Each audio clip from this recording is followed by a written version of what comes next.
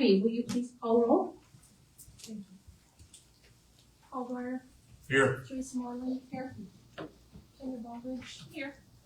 Paul Henson. Here. Here. This evening we have a special guest that is going to give the invocation, so welcome, Senator Owens. Thank you. And if you'll rise, we'll do the pledge following. Please pray with me. Most kind and gracious Heavenly Father, how grateful we are to be here as your servants on this earth. We're so thankful for the men and women in this room, those that serve for their community and those that care about their community. What an honor it is to be representatives of yours. We ask for thy guidance. We ask for thy love and thy grace as we stand here this evening, as we visit and as we learn from one another. We ask for patience that only you can provide as we discuss things that sometimes are controversial.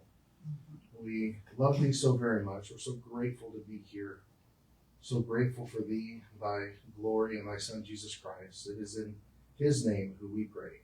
Amen. Amen. I Pledge allegiance to the flag of the United States of America and to the republic for which it stands, one nation, under God, indivisible, with liberty and justice for all. Amen.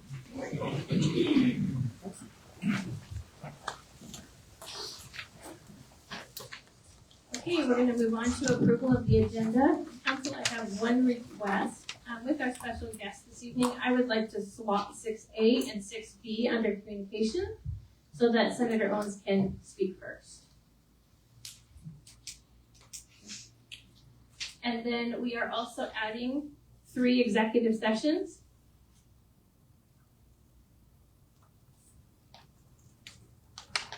Council, does anyone have anything else? Okay, I would entertain a motion to approve tonight's agenda.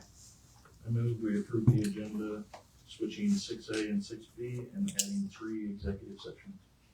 Second. Motion by Councilmember Hedstrom, second by Councilmember Brewer. All in favor? Aye.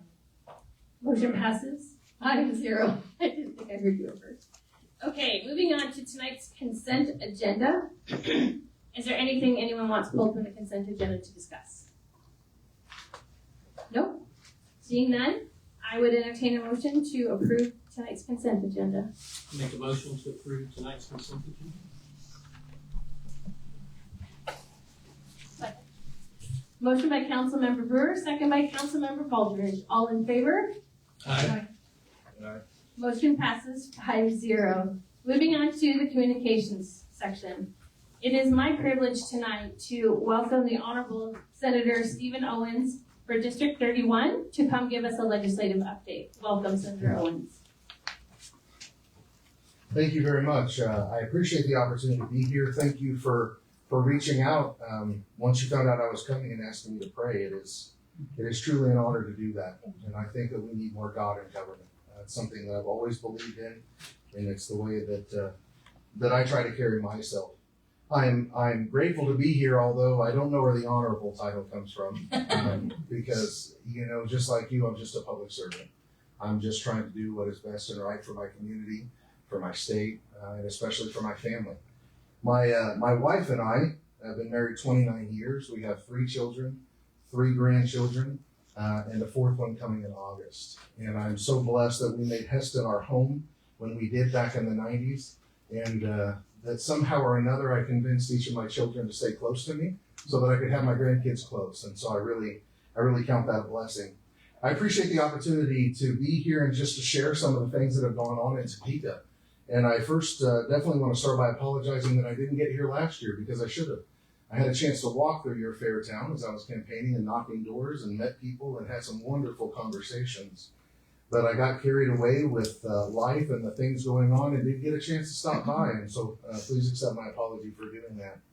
By the time I'm done here, I want to make sure that I am able to hand out a card to each of you that has my cell phone number on it, because I truly love the interaction with our local electeds as we contemplate decisions that are being made up there. I have great relationships with our city and county leaders in the district. And even when I text them at 10 o'clock at night, asking them while we're voting on something what their thoughts are or how it's going to impact them, it's wonderful to have those relationships to be able to do that. Thought I'd share a little bit about my committee assignment. So in Topeka, I served for 6 years in the House. I was elected first in 2018 for the House District 74, which was rural Harvey County and parts of Marion and McPherson County. And in my time in the House, I served on appropriations, I served on judiciary, and it was either on or chair of the Corrections Juvenile Justice. So 6 years I spent really focusing in on corrections and juvenile justice related items. I made the decision to run for the Senate when Senator McGinn chose to retire 2 years ago. And when I moved to the Senate, I currently sit on public health, taxation, Senate Ways and Means, as well as I vice chair the Commerce Committee. So I'm not in that judicial correction space anymore, and I truly miss it and have a passion for it. But as a business owner, commerce is hugely important to me. I own Dan's Cycle up in Heston. You guys anybody that's driven north has seen that right off the interstate. And am blessed to continue to operate on the legacy that Dan and Cammie started in that business. Thought I'd share a couple of updates on some of the bills that have passed this year. There's still a few that are awaiting governor's action that are still sitting on her desk, but a few of them that I thought that I would touch on, and then I want to answer any questions that you guys might have while we're here. So starting right now, starting with the first one that I have on my list, is Senate Bill 418. And I'm happy to share this list also if anybody would like for me to email it to them. You can shoot me an email when I give you my card here momentarily. But Senate Bill 418 is the By Right Housing Development Act. And what it's designed to do is really streamline the permit approval process. At first, when this bill first started, it met a lot of resistance from the League of Kansas Municipalities. But by the time that we finished and by the time that it was passed, the League of Kansas Municipalities was fully in support of this piece of legislation. So it's just a process by which houses can be permitted and developed quicker. Because we realize in some communities around the state, the biggest hurdle that developers have is dealing with the cities and the counties and even the state on all the required permitting. There are pieces in Senate Bill 2739. Now, 2739 deals specifically with the Kansas Fire Code. There were some really big issues that came up when we got a new fire marshal was installed, and he chose to interpret some statutes differently, we'll say, than previous fire marshals. That led to a big development in Garden City being shut down, and created a lot of animosity across the state with developers, fire marshals, cities, and how to balance that. And so 2739 clarifies what a townhome is, clarifies what an apartment building is, and then also the requirements as far as sprinklering versus firewalls for fire protection. The other thing that it does, and you'll be hearing about very soon, I'm sure, is it creates a process for the fire marshal to adopt a new fire code. Currently, the state of Kansas is operating on 2006 of the International Fire Code. We're really behind the curve. However, with some of the laws that have been put in place with the RAINS Act, which is a process by which if the regulation is going to cost the taxpayers more than $1 million, it has to go through a very extensive, thorough vetted process, which is a multi-year process. So what this bill does, thanks to an amendment that was added on, is it kind of gives the fire marshal the ability to have a series of public meetings to fully vet what implementing the 2024 fire code would mean to communities, to cities, to builders, to residents. And then assuming that it goes through the process that's defined in the statute, then the legislature would then codify his work and thereby adopt the 2024 code. That would set the minimum baseline standard. Of course, cities and counties can always be more strict than that baseline standard, but getting us up to the 24 code, I think, is really important. I won't touch on 2595 other than I put this in here because it really is going to affect a lot of our rural communities, and what that creates is an attorney training program for rural Kansas, and it's a process by which many counties in Kansas don't even have a single attorney in them anymore. And so any attorney willing to go out and practice in rural Kansas for a period of time will be able to get some of their student loans repaid. For what I hear, law school's really expensive. I've never been and don't really want to go, but still, it creates, and I think that's going to be really important to our cities and our communities as we go forward. There's a few other ones on here. 2378 establishes the Removal of Squatters Act and provides procedures to remove a squatter from a dwelling unit and altering the protocol for law enforcement as it relates to dealing with squatters. So that's a problem in some areas, hopefully not here, but still trying to get that taken ahead of time. 366 is certainly applicable to about every county and city because it prohibits the use of cell phones while driving in school or construction zones. No more talking on your phone, looking at your phone while you're driving through a school or construction zone. That is now a ticketable offense, and law enforcement, that's something law enforcement has really been pushing for. Let's see, Senate Bill 335. This is one that will certainly apply to your legal counsel within your cities. This requires public construction contents to include a mutual waiver of consequential damages. That was fun. It was kind of like going to business law once again. But what it really does is it kind of balances out the scale to where there can't be, the scales can't be unbalanced in a contract that puts more liability on one side or the other. So we'll let the attorneys figure that out, but that was also worked on by the league as well. There is also a bill, and I believe, we overrode the veto on this, that basically says that a city, and this happened actually in Lawrence, they wanted to force all of the landlords in the city to accept the Section 8 housing voucher. Okay, and so by doing that, they're basically saying no matter what form of income they want to offer for payment, you have to accept it. Well, if you know any landlords, you'll know that going into the Section 8 world is a whole different animal. There's reporting requirements, inspection requirements. It's a whole different thing. So to force a private company to do that is just not acceptable. So we made it to where that wouldn't be the case.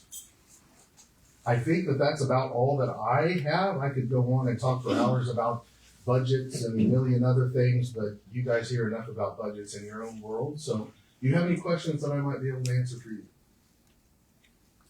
Council, do you have any questions for Senator Owens? I just saw the Senate Bill 366 prohibiting use of cell phones while driving in school zone. Is that handheld or That is handheld. Just handheld. You Okay. can still be on your Bluetooth device. Okay, well, I was just thinking that would have been harder to. Definitely. I was just singing along with the radio. I was. No, that's not a problem. You Okay, can still use your I Bluetooth was device. hoping that. I'm a little curious about the forgiveness of student loans Mm-hmm. for attorneys. Mhm. That seems oddly specific.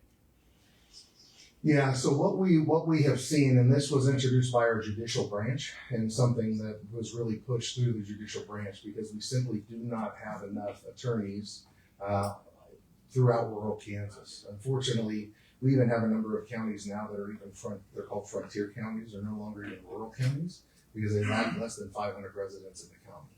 And so when you have, for example, someone that commits a crime, but you can't get a defense attorney out that far to represent them without significant cost burden, because of course we're all guaranteed the right to counsel.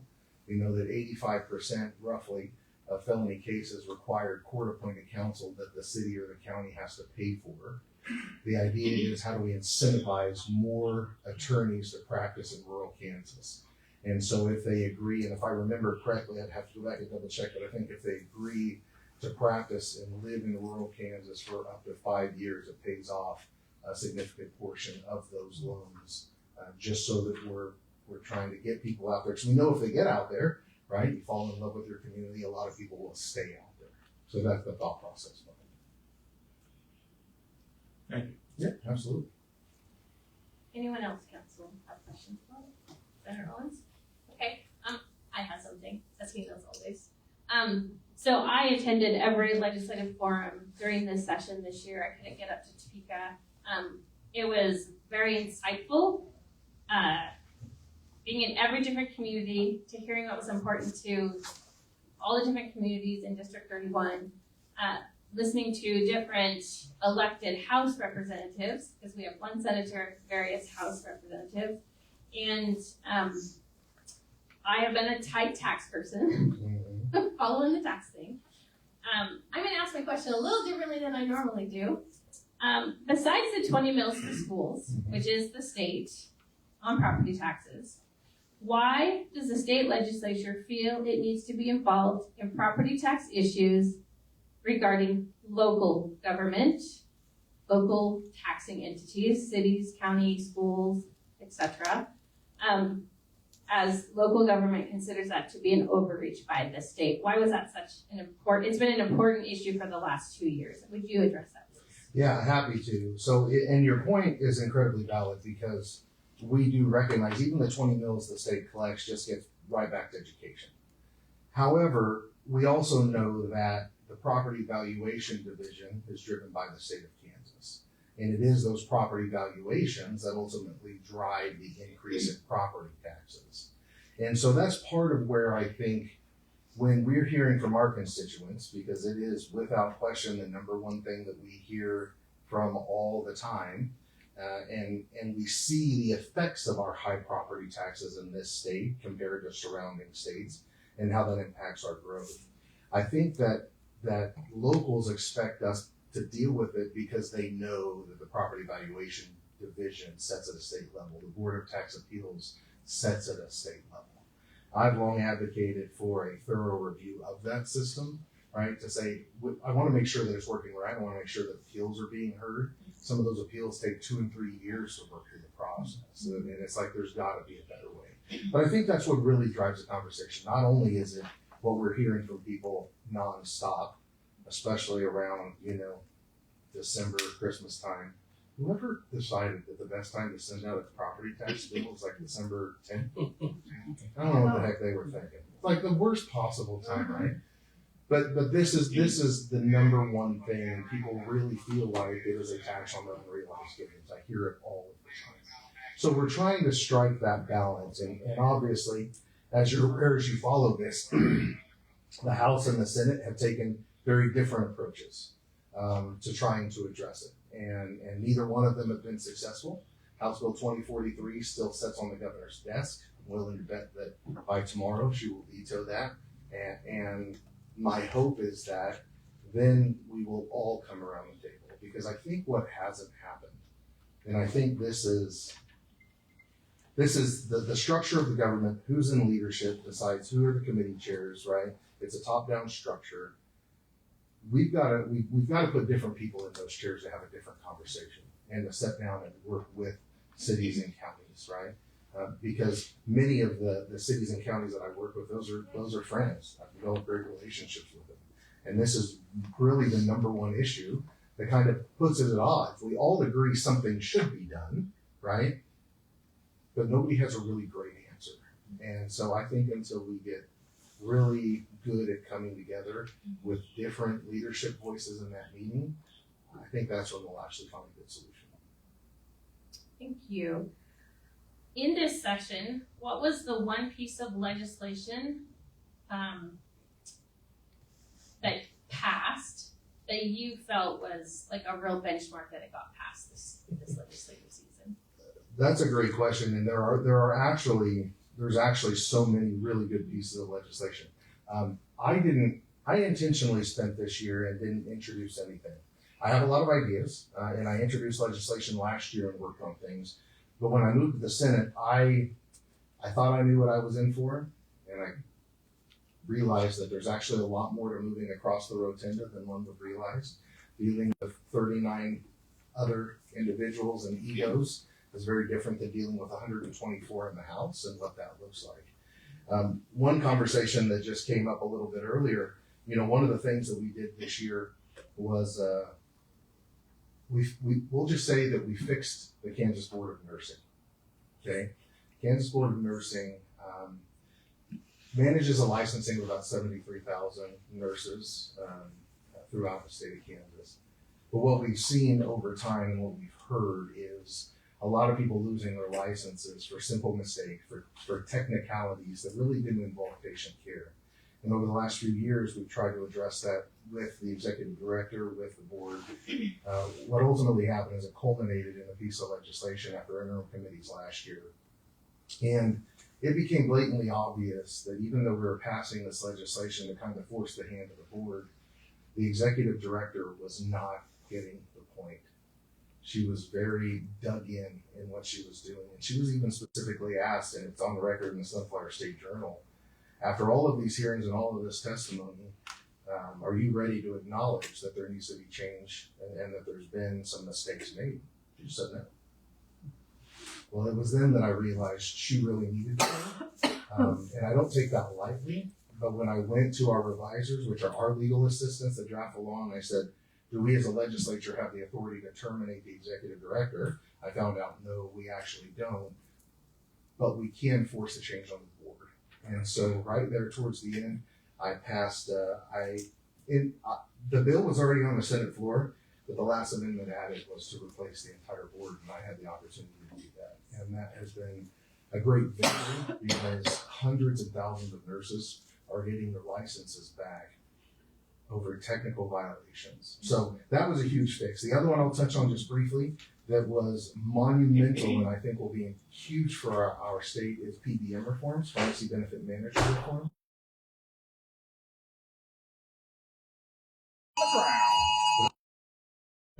The pharmacy benefit manager reforms, right? Anybody that knows anything about that space realizes that pharmacy benefit managers are the intermediary between health insurance and our pharmacies, our local pharmacies. And it's fascinating in my mind that pharmacy benefit managers even exist because we don't have hospital benefit managers or doctor benefit managers, right? That are that intermediary between insurance and dentists or whatever. So we really helped our pharmacies this year, much to the chagrin of the speaker. The House really had to force the speaker to pass it, and then when it passed, the House had passed by I think over 100 votes. So those are the two pieces of legislation I think are huge victories for us this year. I would agree that was very well done. I just want everyone to know, as I've gotten to know Senator Owens through the legislative forums over the last 2 years, I didn't go to as many last year, is he loves his constituents to contact him. Yeah. And if you want to take the opportunity to schedule to shadow him for a day in Topeka. So I really encourage, and he's a bipartisan guy. He doesn't care where you're coming from. He wants you to come experience Topeka and to get to experience what happens in the state legislature. So I just really encourage people to take him up on that opportunity if you so can do. Well, I appreciate that. As you've heard my closing I have. plenty of times, because that's how I do close. Because a lot of people, even I, before I went to Topeka, thought and I had an idea of how it worked.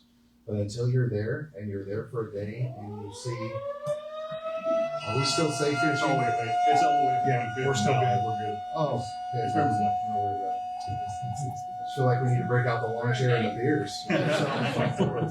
But you're absolutely right. I invite anybody that wants to learn more about Topeka. We'll be back in session in January. I've had very conservative Republicans shadow me. I've had very, very liberal Democrats shadow me. These are some fascinating conversations. I myself am a conservative Republican, but I love to listen and learn from people. And I welcome everybody to come up there and spend a day there. So, Madam Mayor, if you're okay with it, I'd like to hand out business cards to everybody. It has my cell phone number on it and my email. And I would encourage you guys, if I can ever be of assistance. Thank you very much. Thank you. Absolutely. I'll say, I actually saw you earlier this week. You were in private classroom. Fantastic. Yes, I didn't love stop, that. but I was going to say You already have I my have card. it. Thank you Thank you very so much. much. I really enjoyed my day at Luke. Yeah. Thank you so much. Absolutely. Thank you very much. Certainly. It's a pleasure to meet you. 401k, so it shouldn't hit me twice. So thank you again, Senator Owens, for your willingness to drive down on a stormy day and share with us. So I just appreciate want to know, it. well, I'd ask where the shelter is, but I'm not worried. It's downstairs. Chief said we're Behind fine, us so. here. Well, at least the wind's keep blowing for. It was a pain driving back. Yes. Anyway, truly, thank you guys very much. Thank And if I you can so ever be of very assistance, never hesitate to reach out. That's what I love to communicate with Yes. you. I'm going to sit down and listen for a little while longer before I Okay. sneak out. Thank you. Thank you. And council, I am working on getting the rest of our elected officials connected to Kechi, trying to get them scheduled to give us an update as well. Okay. Moving on to Kechi civic groups and committees. Do we have any civic groups or committees here tonight? I'm just gonna talk a little bit about the fair committee. We are having our annual citywide garage sales the second Saturday of June, which off the top of my head, I believe it is June. No, it's not. It's the second Saturday of June. More information. 13. 13. Thank There we you. go. All right. So that's all we have coming up real soon. Okay. Any other council member have announcements for civic? Okay, I'm gonna jump back over to community announcements. The Kechi Park Board has an open seat. If you're interested in serving on the Kechi Park Board, please contact Mayor Joni Harris at jharris@kechiks.gov and share why you desire to serve on the park board and what you're passionate about. Meetings are held the first Monday of each month at 6 p.m. at City Hall. Reminder to send in your natural gas survey by April 30th to be entered into the drawing to win $100 off your utility bill. And it's great to hear that we've had a really good return this year. Check the Friends of Kechi Park Facebook page for upcoming events, how to give toward the new playground's fundraising needs, and to sign up to volunteer with the upcoming community build in June. There you go, Senator Owens. I will extend that even to you. If you would like to come during the week of June 8th, we're going to build a new playground. Awesome. Our first quarterly community conversations with Mayor Joni Harris and up to 2 council members is scheduled for this Saturday, April 25th from 8 to 10 a.m. in the community room. Donuts and bottled water will be provided. I encourage you to stop at Jumpstart to support a local Kechi business if you desire hot coffee, or bring your own morning hot drink to enjoy while we chat. Council, I'm aware of 1 council member who is unable to attend. Are there other council members who are planning to attend Saturday morning yet? Okay. Let me know, please, if you are planning to come. I'm going to make an announcement for the Kechi Chamber of Commerce. Let's Go Fly a Kite. They're hosting the Kite Festival this year on May 2nd from 10 to 2 at the Anderson property. From their event page, bring your kite and head to Kechi. The big kites will be coming down from Kansas City. Pop-up will also happen at Valley Floral Greenhouse. Special drinks and evening live music at Old School Tap House and Social. Grab a bite to eat at Mario's Taco Hut and Gino's Barbecue. Weaving demonstrations at Turkey Creek Weaving. Park Art Glass will be holding a fused art class. And blow your own ornament, paperweight, or pumpkin class. You must call ahead to schedule if you would like to participate in that with card. Cities, Quilts, and More will offer 20% off all glassware and $10 off precious moments and more happening around town. Oh, May 2nd, 10 to 2. And there is a park event, Kechi Playground Park event that night. If you go to the Kechi Park, the Friends of Kechi Park, it's the Glow event.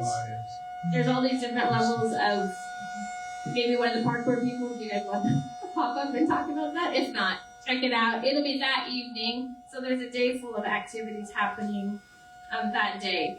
And that's all I have for community announcements.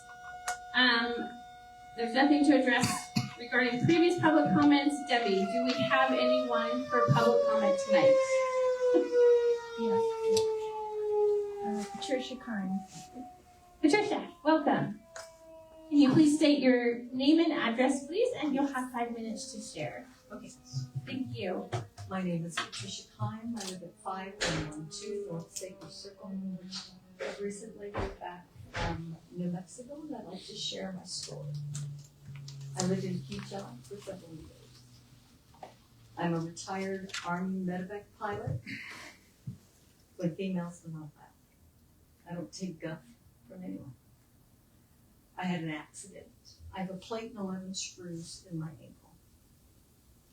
When Chief Moore responded, I was swatted because I had an allergic reaction to a medication. I was swatted. I had an allergic reaction. I was running on my ankle. Not good. I was tied down to a wheelchair in an ambulance. The only thing I had was my voice. Chief Moore got in my face and laughed. The only thing I could read was Chief of Police, Kechi. I could have bitten his nose off and spit it out. I'm an Army veteran. He thinks it's funny. I recently responded to his posts on Facebook because they're ridiculous, in my opinion.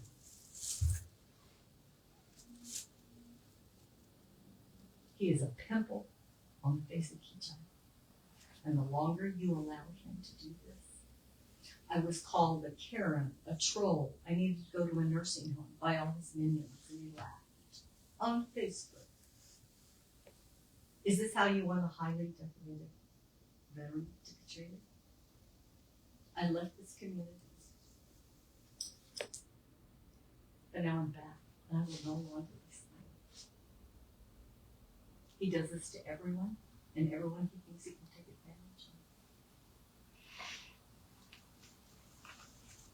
of. I'm furious. When I walked in here, I was accused of, you're drinking, we need to take it outside.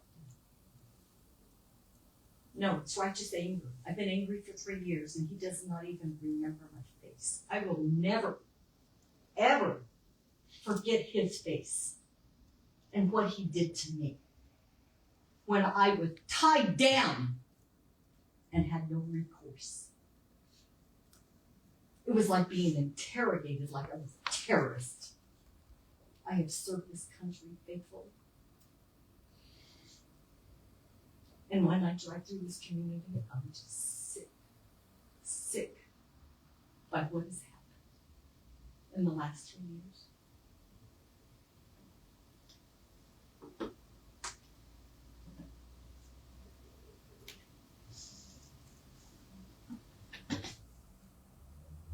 My voice is my weapon. My voice, please hear me.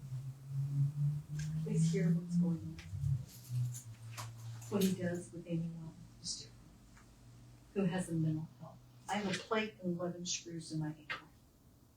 I broke 3 bones. He laughed in my face.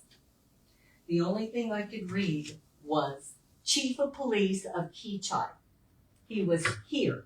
I could have bitten off his nose again. Did I want to? Yes. Did I? Is this who you want leading? Is this who you want the voice of? Right? In this day and age, narcissism, making fun of people all the time. I was attacked because I spoke on Facebook. Facebook is just a made up, non-relational entity. There's no real value. He thinks he's funny. Most people don't. He has his minions. I looked him up. There's no one from this community. So where does his following come from? I don't know. Don't care. But it's a huge problem to this community. And going forward, is this what you want? Search your hearts, search your soul. Look at his comments.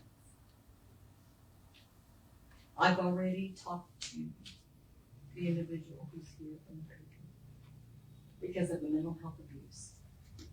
I'm a mother. I have 2 grandchildren. But I'm sickened. I'm saddened. I can't sleep because of his abuse. I'm back in therapy because of his abuse. He doesn't remember. He cares not what he does. He cares not who he tramps on. I speak for everyone who's been different, who's had an emergency,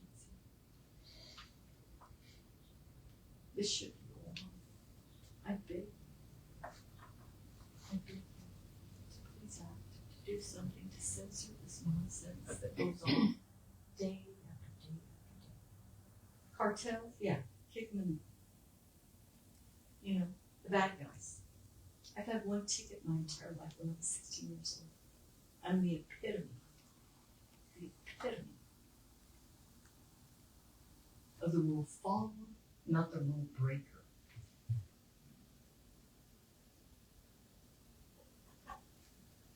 Please look into others.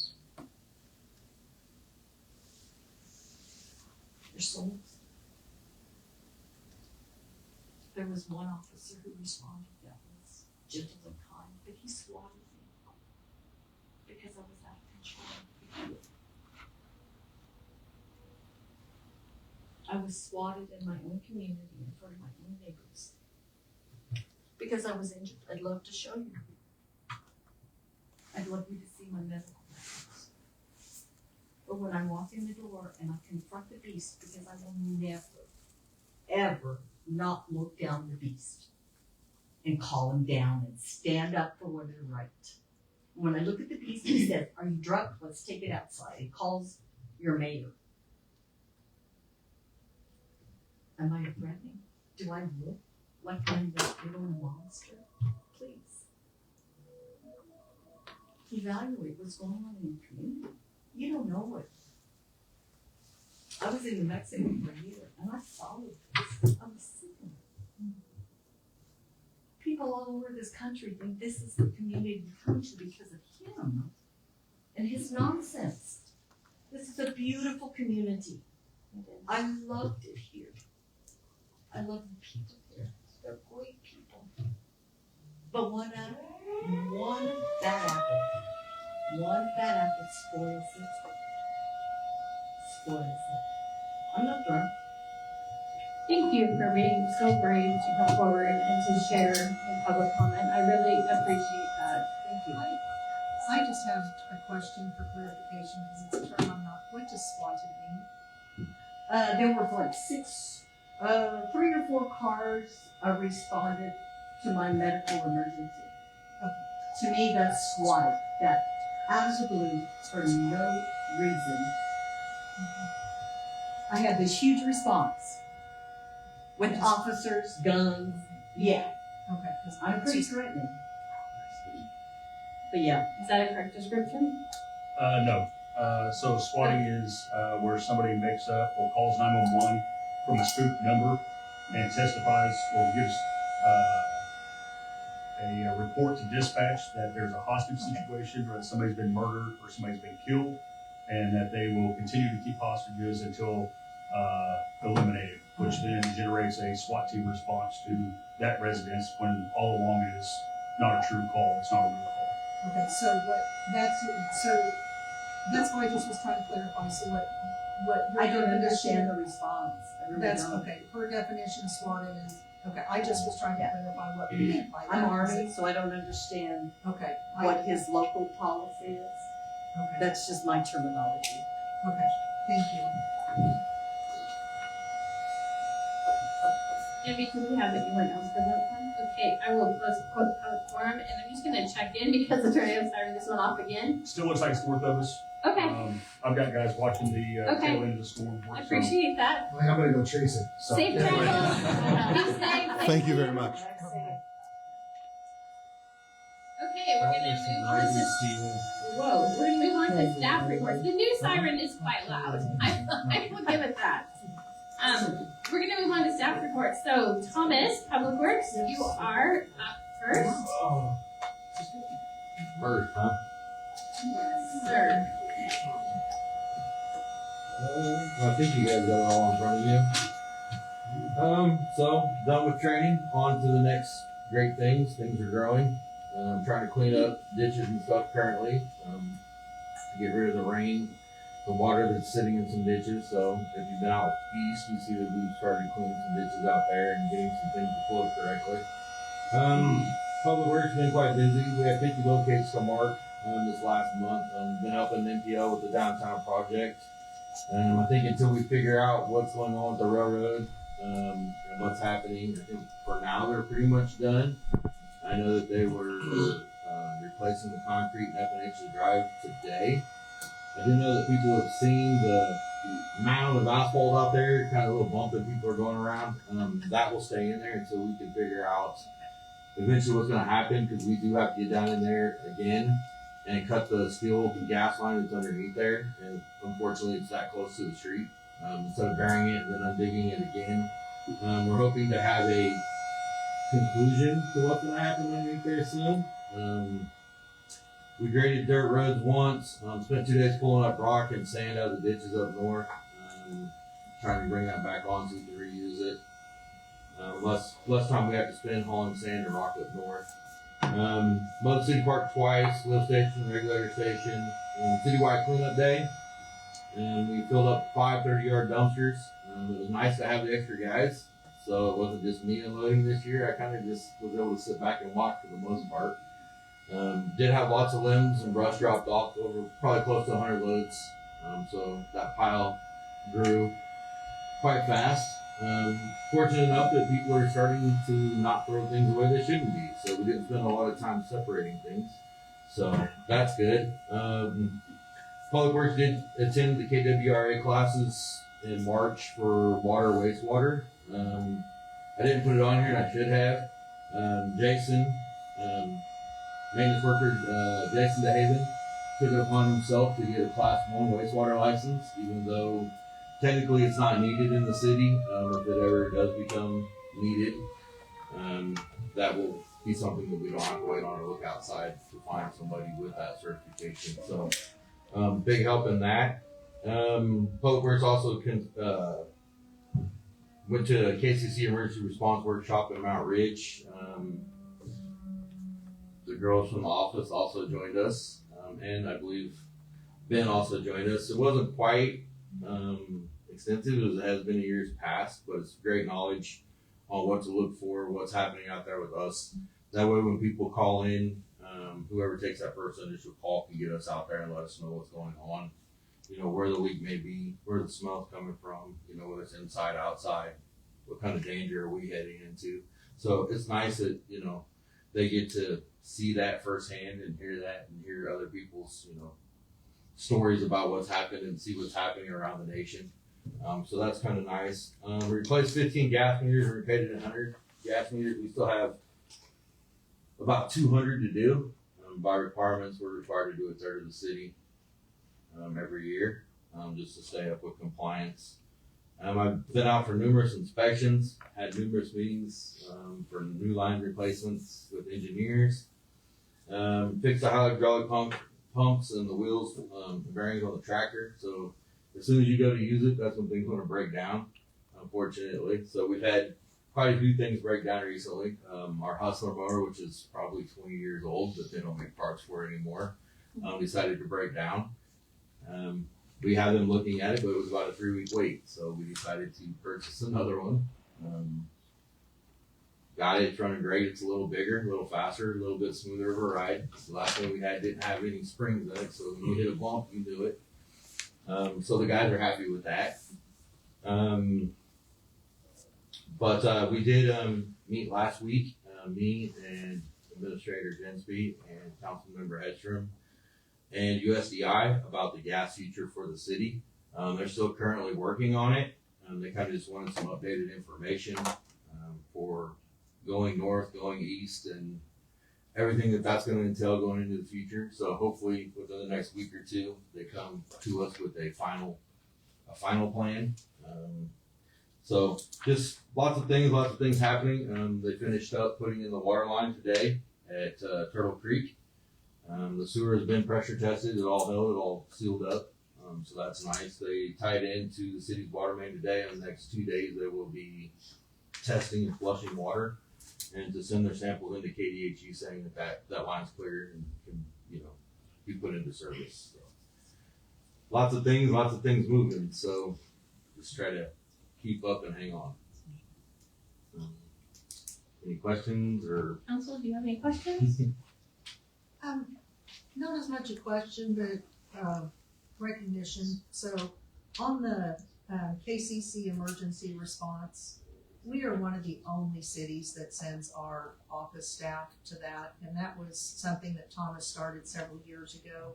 And I don't know if it's still that we're the only city that sends our office staff pretty much, but it's pretty important, like he said, to make sure that they're aware of what to do when they receive that initial phone call. So I do want to thank you for taking that initiative and continuing with that. Because I want to thank that's them for important. showing up, you know, Yeah. because nothing in this city goes without somebody else helping us. So it's everybody working together. You know, the last thing I need is for them not to know or say, hey, you know, I forgot to tell them that. Okay, And well. I know that those calls don't come very often, but when they do, it is important to make sure that we're up to date on that. So I do appreciate that. I just have a couple things. Can you give us an update regarding the streets that were designated on the CIP chart for 2026? Is that happening, not happening, or do you not know where we're at that right now? So kinda. So we have pretty much finished the PEC street plan that was developed in 2014. It was supposed to be a 10-year plan. Obviously, we've had to move some over because of cost and continue some on down the line. The streets that are still left on there were really set for 2022, but they're not really in repair mode to where they need repaired. There is a couple on there that do need something just because of they've had a little more traffic on them recently. One being Matson. It has some spots where when we had the sewer line replaced, we've had some heaving and some things of that nature happen. We also are looking at milling and doing some of the crack work up on Sunnydale.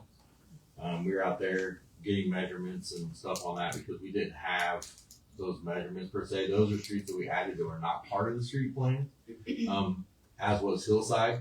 So we're also looking at doing something with Hillside. We're constantly repairing that road.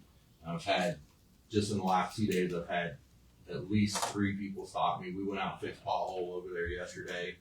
And they're like, well, it's nice that you put it in there, and until we can figure out something with the rest of the cities, it's just something that we're going to continue to throw $50,000 at every 5 years, I think. I mean, so I went back and looked the last time that it was approved to do Hillside, and it was $44,000, and it was approved in 2021. So, you know, it's not something that I want to keep throwing $50,000 at every 5 years, but it is my job to keep the drivers safe. And I know that most of that road is Park City drivers, but I don't want anything happening to them either. So, you know, I know we do have a few Kechi residents and a few Kechi businesses over there, but I think the greatest impact of that is probably, you know, not us, but we'll continue to maintain it and take care of it and do what we can. But yeah, so we're currently looking at going back through and developing the new street plan. A lot of roads just need the basic maintenance, crack seal, fill the cracks with asphalt, and then seal them. We are looking at some of our older roads like Zuni and Snowbird that maybe we do a mill and overlay to in the future. There is a lot of extra roads to add to the street plan. So Woodlawn, obviously, since the street plan is now ours. Woodlawn to Hillside on 61st is now ours to maintain. 53rd on Oliver from 53rd all the way to 77th is now ours to maintain. I'm pretty sure that 93rd to 101st on Hydraulic is now ours to maintain. And from talks with council or with Administrator Gentry, I feel like here pretty soon, the highway to Ellerslie is probably going to be ours to maintain too. Just because of that being our city, and we pretty much are already snow plowing it and doing other operations up there. So, I think I figured it up to be about 10.5 extra miles of streets that the city is going to have to figure out and put money back for. So with no big ticket items coming in, my suggestion was to figure out what we need to do and do the regular maintenance and then save money for these bigger projects the next 5 to 10 years or whatever it may be. So that's kind of where we're at with that. My other question is, the Kansas Consumer Confidence Report just came out for Kechi's water. Were you pleased where the quality of the water came out on that report? Or was there any concerns? Not really, no. It's kind of weird that when we take our samples and we send our stuff in, we're actually a little cleaner than the Wichita water that they're giving us. So I don't know if our pipes are cleaning them out or what's happening. So it's sustainable. Most of those levels were way under national or what, was regulated. So very clean water coming in. They managed to give us a pretty higher level of chlorination. So we normally run between a 3.0 and a 3.5 on our chlorination table, where your basic area is between a 1 and a 4.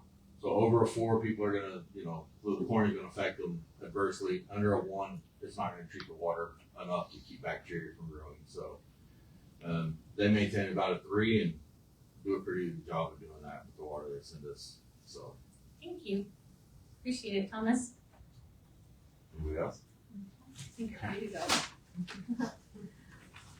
Chief Moore, Kechi Police Department, you're up next. I've got to throw the readers on, man. I printed it off too small, sorry. So my apologies, Officer Nolan's not with us right now. He's out chasing tornadoes apparently. No, I'm kidding, we're good. But we did have I think we had a wind event up north, maybe blowing a door open or something, so they're checking the rubber barn right now. He started with us this week, fully staffed. He's a 7-year veteran of law enforcement, great track record of arresting DUIs and narcotics enforcement. That came through 2 nights ago. They had a brief pursuit, got some narcotics, got a gun off of a person here south end of town. That was his first traffic stop. So welcome back. He's doing well with it. Lots of community events coming up in the books. April 24th, tomorrow. Pop with the Cop, 6 p.m. It's going to be a great time. We've got a lot of feedback on that. So people are excited for it. So we'll be hanging out over here in the lawn by the police department. Have some music, just things going. Officers are going to mingle around. We'll have some cop cars laid out. The idea behind Pop with the Cop is kind of a play off Cop with the Cop, except this time we want the whole family there. Kind of what I said in the video, if your 6-year-old wants to come up and ask how fast does the cop car go, we'll tell them. If the dad wants to know, the helicopter's faster, So, gonna have some cool stuff there. We're having a good time with that. Like I said, music, all the good stuff. Root beer floats, ice cream sandwiches. We're stocked and ready to roll on that. So that'll be a great time. 511 block party, 511 apparel reached out to us. They make our uniforms. They invited us down to their storefront. They want us to set up a booth and hang out, crawfish boil and kind of do that thing. So we're currently looking at that. That's May 5th. I've got to see how schedules will line up and if we can get down there for that. But it'll be a good time. May 8th, the Kite Fest. We'll be in and out for that, kind of helping with where it needs to be done there. But that's exciting. I remember right, I don't think last year we had it. Is that correct? May 2nd. Yeah. May 2nd. May 2nd. Okay, I apologize. I had the wrong thing here. But we'll be there for that. So just kind of routine stuff for springtime, man. Officers are increasing patrols. Things are picking up in the community. I know you guys have seen the gun violence pick up in Wichita. We're not immune. I just had to order more evidence boxes for pistols. Like I said, we pulled another one 2 nights ago. We had another one down here off of Chippewa. It's a Glock 26 with a 30-round magazine. They're here. We have to deal with it accordingly. So officers are stepping up in that. Training has increased. April 17th, we had taser baton training over here at Park City. What a wonderful asset that agency has been for us. Good people over there. We stayed over there until midnight training on our Taser 10 platform and getting our baton training in. So officers are good to go on those things. We're sending an officer to Taser instructor school, so we don't necessarily have to partner with them. We can run our own Taser training here. We got full suit, we got full training cartridges, the whole thing. We just didn't have the instructor to host that. So that will be remedied. Officer Bolin is now our Glock armor. He was Glock school, so he's working on our firearms in-house, keeping up on those, so that's a good thing. Officer Chancellor went down to Texas for some defensive tactics training, so we will have some in-house training on that as well.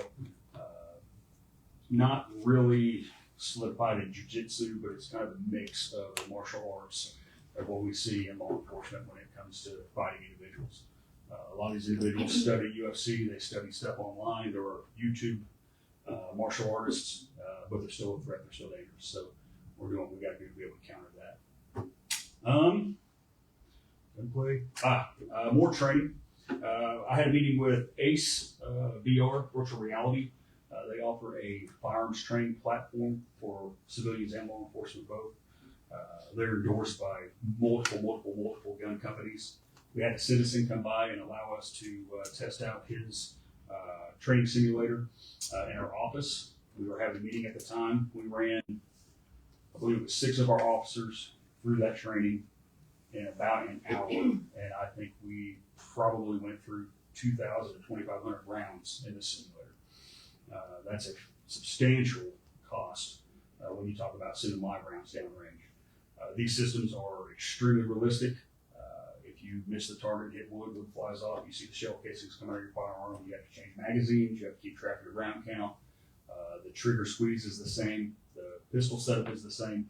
All these fundamentals that would take a couple hundred to 1,000 rounds per officer on the range to really get honed in, we can now do within 30 minutes in the office. The platform allows for competition where we keep a leadership board. So officer can commit to the beginning of a shift, throw the headset on, run through 200 or 300, 400 rounds. They'll score it, and then we just stay sharp by iron sharpens iron. We just keep training with each other and keep beating off each other. So we're looking at that system. Waiting to hear back from them. We got another meeting coming up on Monday. We'll discuss a little further about some of the different virtual reality courses they're going to add to it. Possibility of having scenario-based. Taser has that same thing. They're working on moving all of their taser training to VR, with the exception of firing a couple live cartridges. So that's the way of the future. Early 2000s, I never thought I'd be able to talk about VR stuff to keep our guys sharp, but we're there, and it's impressive. But that's where we're at. Any questions? Council, any questions? I have one. Yes.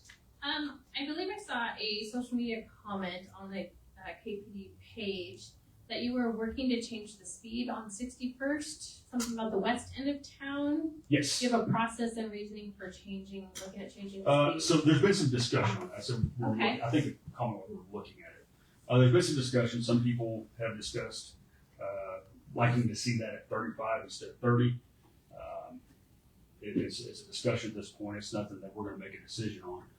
With that being a county roadway that runs through our city, that changes a little statutory stuff that we got to take a look at before we can do anything with it. So at this point, it's discussion. We got some people that would prefer to be 10, probably, the ones that live there, of course. We got others that would think 55 is reasonable. And we're 30. I mean, to be frank with you, we could sit out there and write tickets all day long at 10 over. That's not what our agency is about. We are more about educating people on their speed than we are writing those tickets. But if we go 5 more on it, might be something to look at. I don't know. So, Thank you. yes, ma'am. Appreciate that. Okay, I see nothing further. Thank you. Thank you.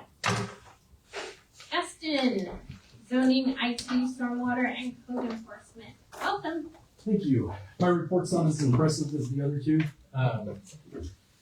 Planning Commission meeting for April was canceled due to weather. I thought that we were gonna have weather about like what we were tonight. That didn't happen. We also didn't have any cases to be heard. We were just gonna discuss revisions to the regulations. May is expected to have 1 case to be heard, and we should have more discussion on the regulations. Hopefully we'll even do a vote to have a public hearing in June for those changes. IT, the new managed service provider, where the MSP took over on April 15th. I've had the opportunity to put in a few tickets, and the service is phenomenal so far. I'm very impressed with it. They do everything, well, the way I'm putting in tickets is by email. I'm getting responses. They're calling to do follow-ups. It's great. I'm very happy with them. Stormwater, nothing new to report at this time. Code enforcement, I am working on 1 case, possibly 2. Just gonna see where it ends up going here in the next week, but it's been slow in my area. Council, any questions? I have a couple. I don't know if it's you or if it's actually for administration. Do we know when the city website will be worked on to be updated? And I know there's something about an ADA compliance that needs to be met or something. For the most part, it's under ADA compliance. Okay.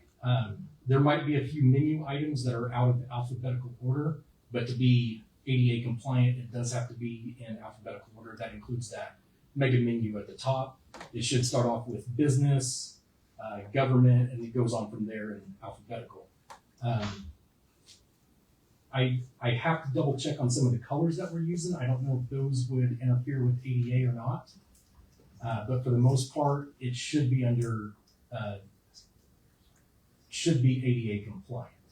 Now, as far as redoing the website, I think we have another year on our contract with Civic Plus.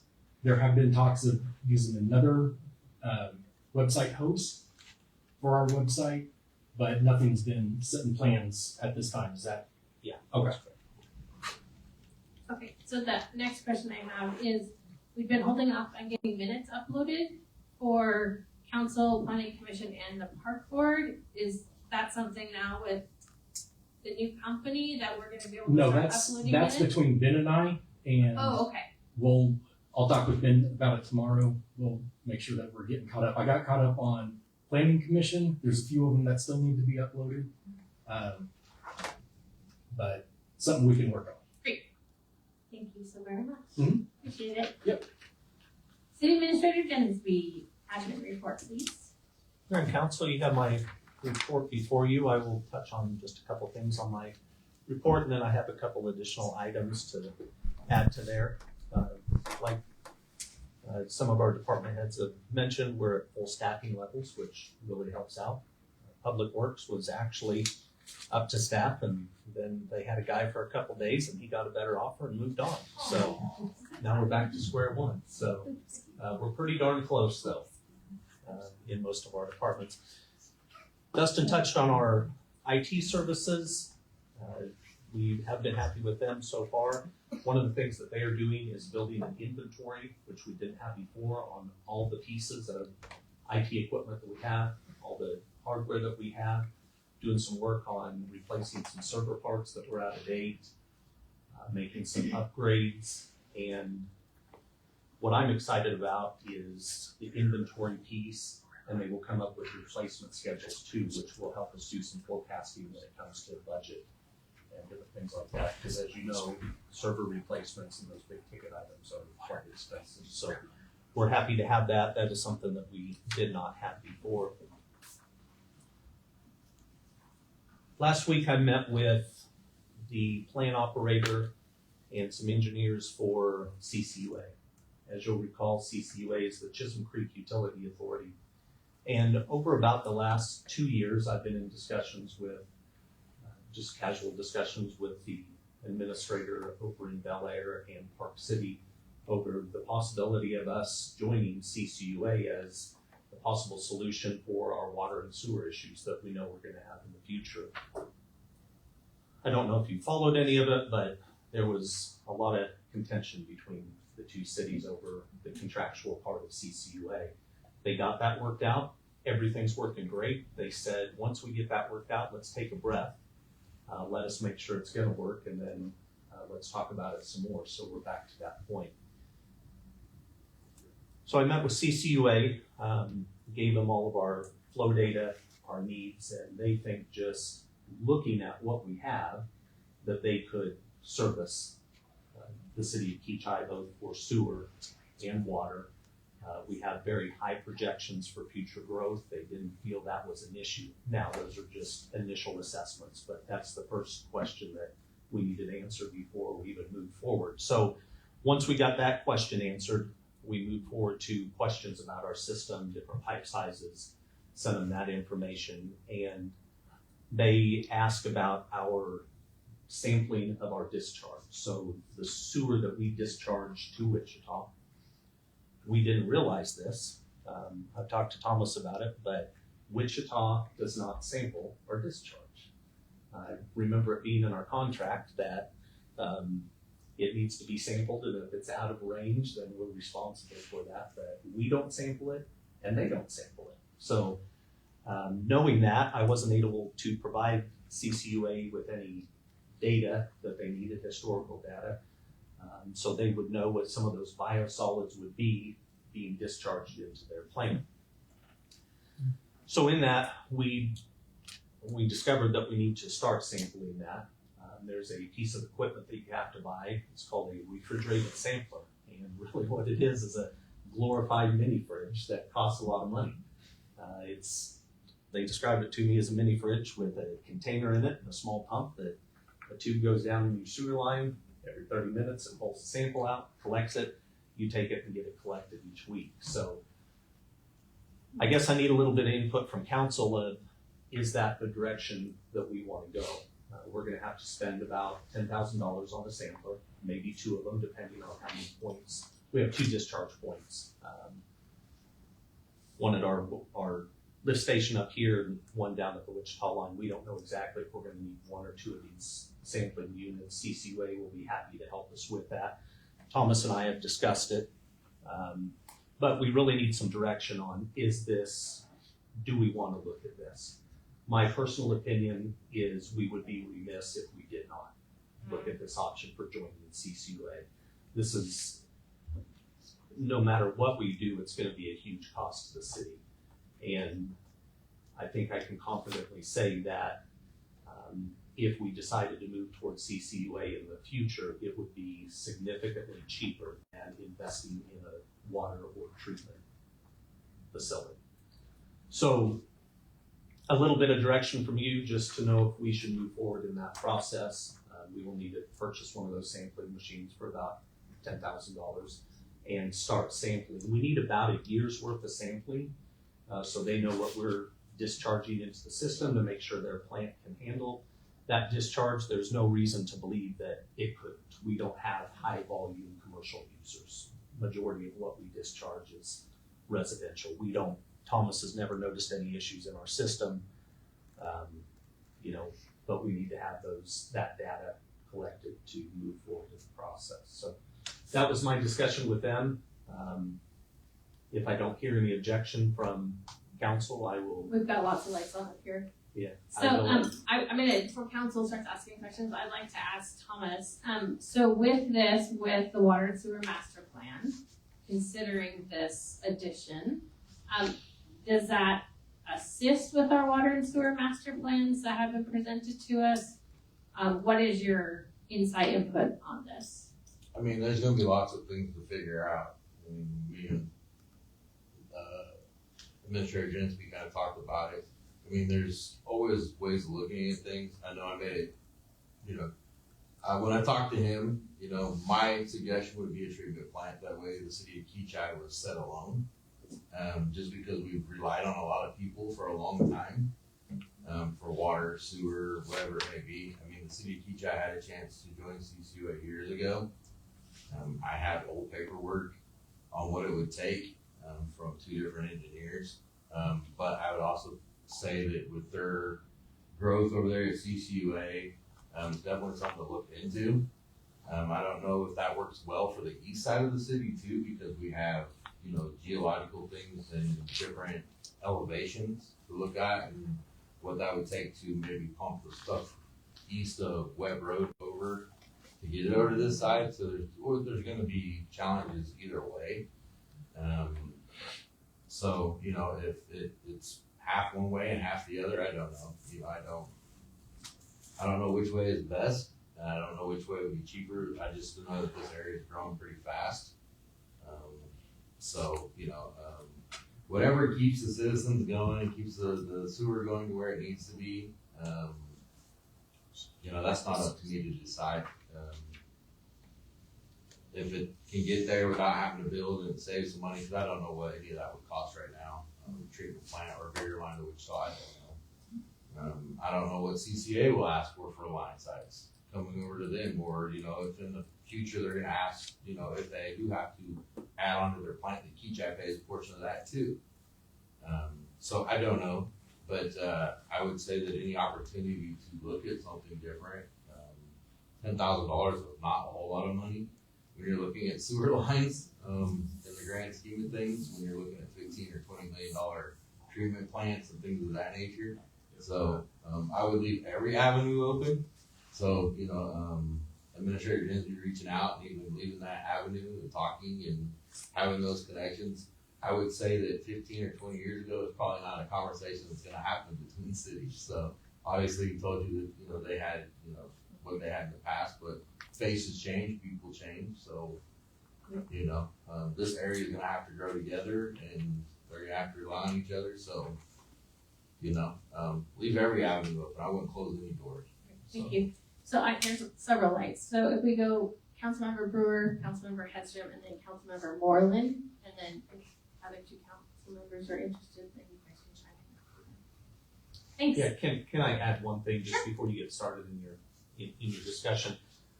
Because we don't have any current sampling on our end or Wichita's end, no matter what we do, move the direction of CCUA or towards our own facilities, we're going to have that data anyway. So installing something is not a lost cause. We're not just doing it for this single purpose. We're going to have that data and that historical data if we build a facility or if we discharge to somebody else. So.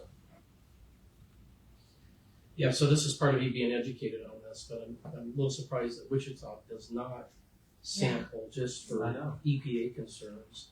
And then my question would be is, and this might be a question for Andrew, is how regulated is that? Well, as to your first question, I'm only speculating, but with my experience with the city of Wichita, there's a lot of avenues where they're just so big that sometimes things just, the things that are material to us wouldn't necessarily be material to them. Okay. So it's possible that that's why they haven't gone through the trouble of sampling that.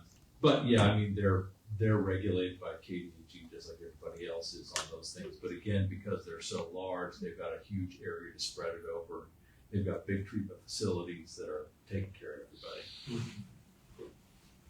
Yeah, Wichita treats as a whole. We were just surprised that they didn't test our discharge at our location.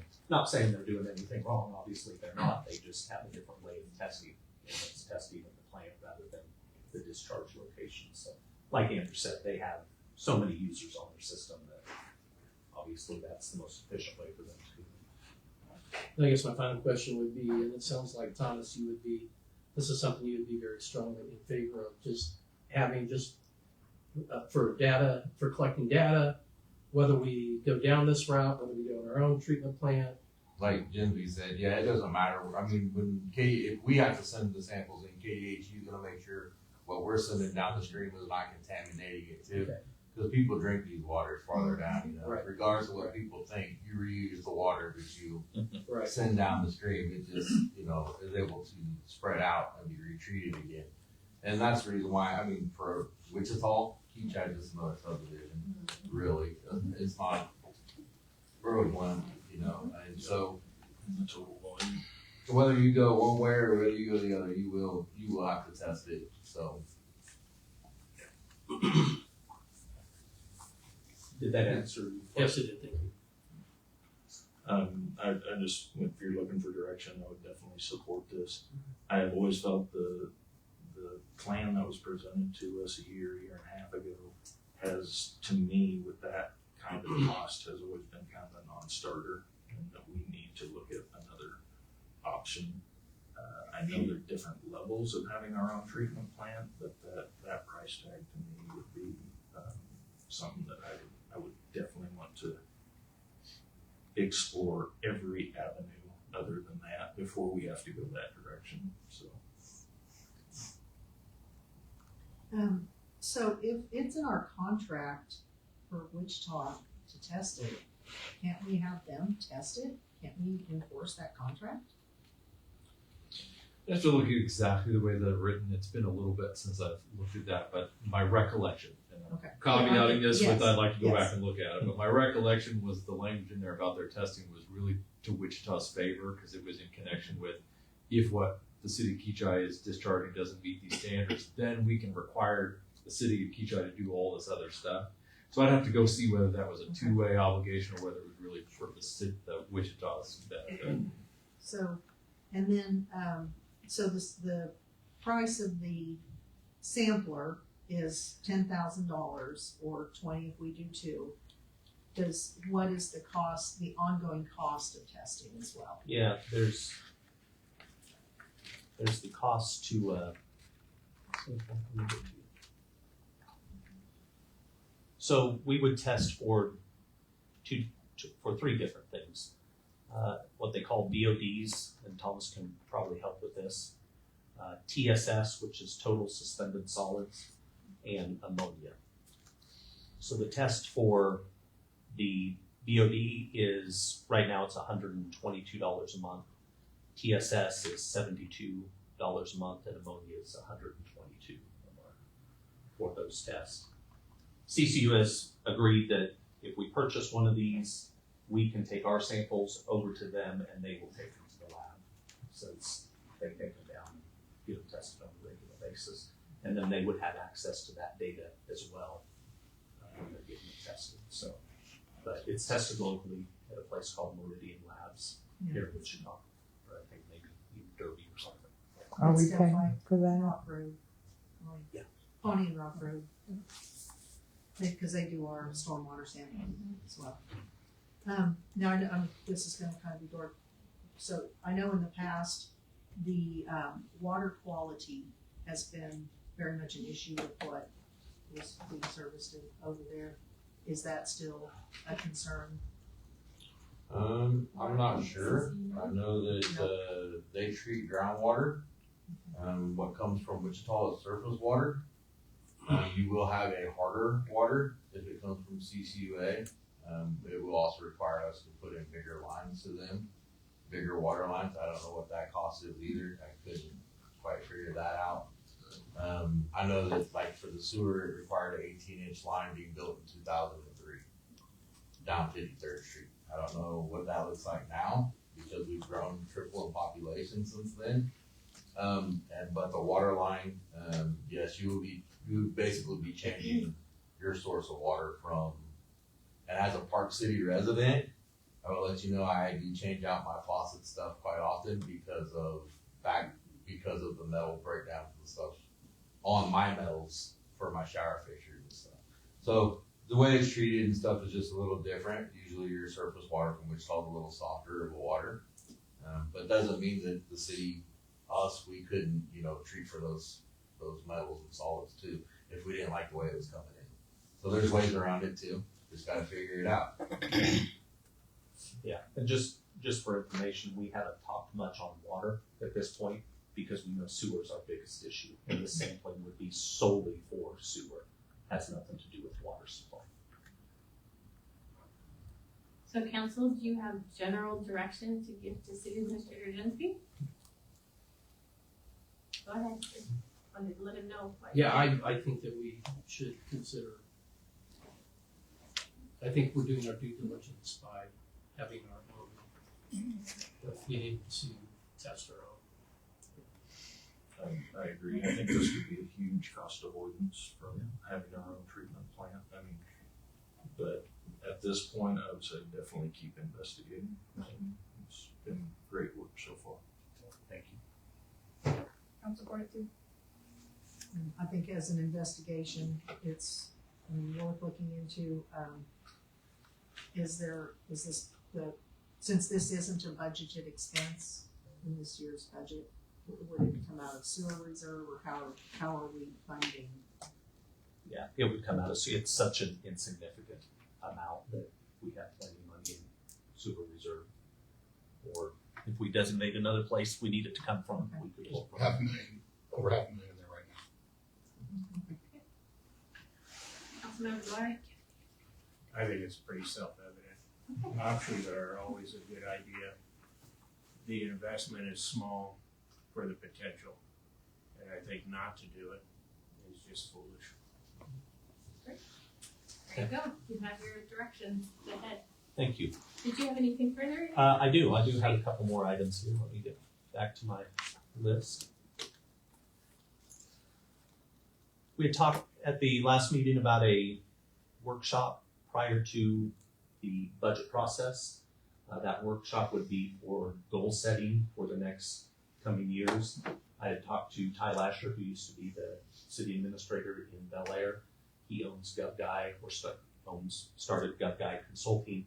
This is what he does for smaller cities. This comes in and does these goal setting type meetings. So before we can get a proposal or pricing or anything like that, we kind of need to know what the council wants. Do you want a couple hours prior to, a workshop prior to a meeting during the week? Do you want, or would you prefer 4 hours on a Saturday morning? What is the council's preference for this type of meeting? We can structure it any way that you want. We can do an hour, we can do 2 hours, we can do 4 hours. He could probably do a whole day. I think through discussion with him, 4 hours is kind of the max for people. They've had about enough information after 4 hours of doing these things. So just some direction from you so I can take it back to him and we can get a proposal. Before opening up discussion again, I have a question. So in the community action plan, phase 1, that we already have worked with PEC, there's goal setting in that as well that has already been done. So how is this different than what the council has already been working with PEC? Yeah, it kind of sets priorities for the council, similar to what we did last year. The exercise that we did, we will incorporate those and helps us with some of our near-term goals as we go into the budget, specifically to help develop some of those CIP type things. Council? So right now, we're not committing to anything, we're just trying to determine Correct. if we want 2 hours, 4 hours. a Yeah, day, we just need to know and what, then he'll give us a bid as to what the yeah, cost is. we just need to know what you would like to see and we can get a proposal from there. He doesn't give any proposals for this is what, I mean, we have to tell him what we want. He doesn't have like a menu saying, hey, this is what. Everything's custom to each city. I've already given some feedback and I've asked for the water and sewer master plan, the potential for gas expansion, CIP, like the city documents that have already been approved by the governing body, for those to be included because that should be part of the discussion from my perspective in determining goals and moving forward. So I'm just gonna throw something out so we can. Yeah, I think what I'm really looking for is. My recommendation would be to a Saturday, 4 hours. Okay. Unless somebody else has an opinion. And when I first came on council, you remember Teresa, we used to, We did that right after we started, Yeah. so that we had kind of an onboarding and do we have an idea of when we're looking at? It would be before that June 11th workshop with the council. It doesn't matter, I'm booked every Saturday All right. from May 17th until June 20 something. June. Is that June? I'll be back June 23rd, so that would be the first meeting I would have, the first Saturday I would have available. I have weekdays available, but weekends are pretty spoken for right now. then I would suggest another evening besides a council meeting. Like a special workshop. Yeah, I'd be looking for that. Okay.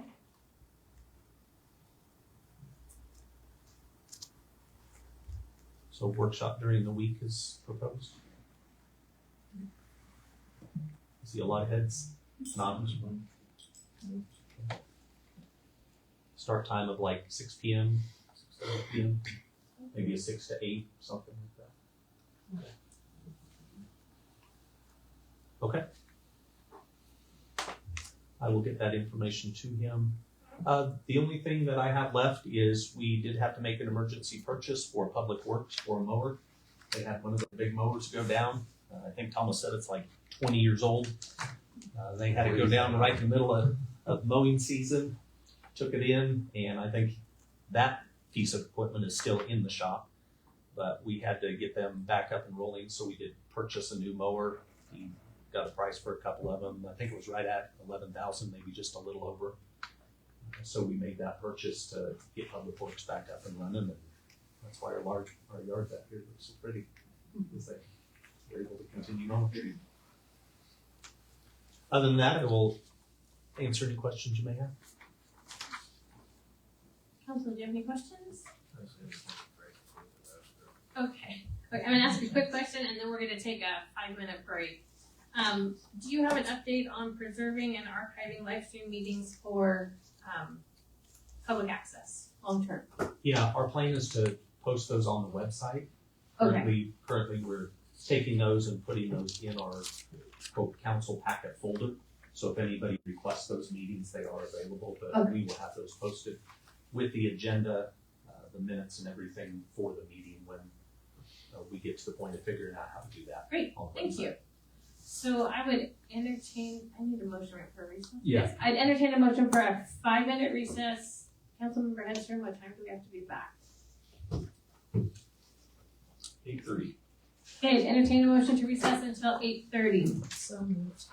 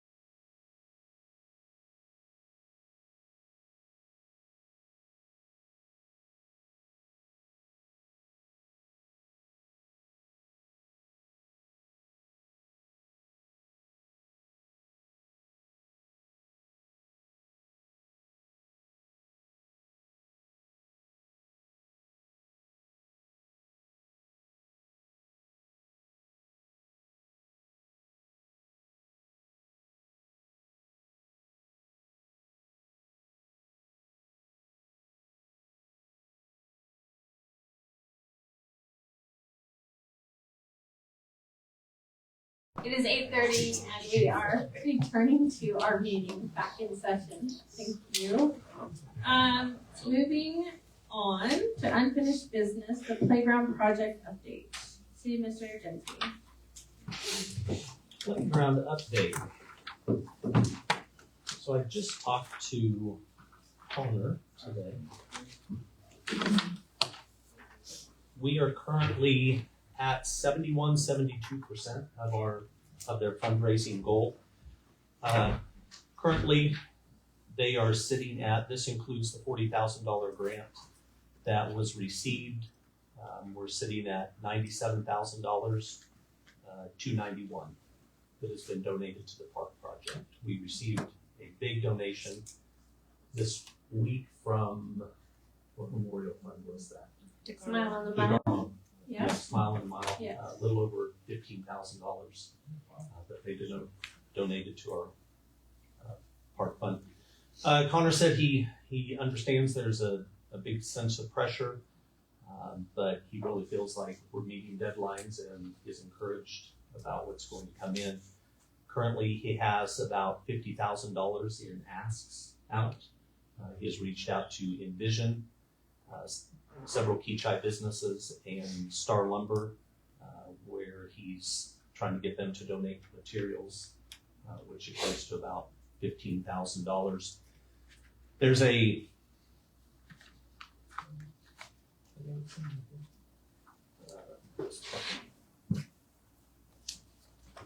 Play by Design Park Day event is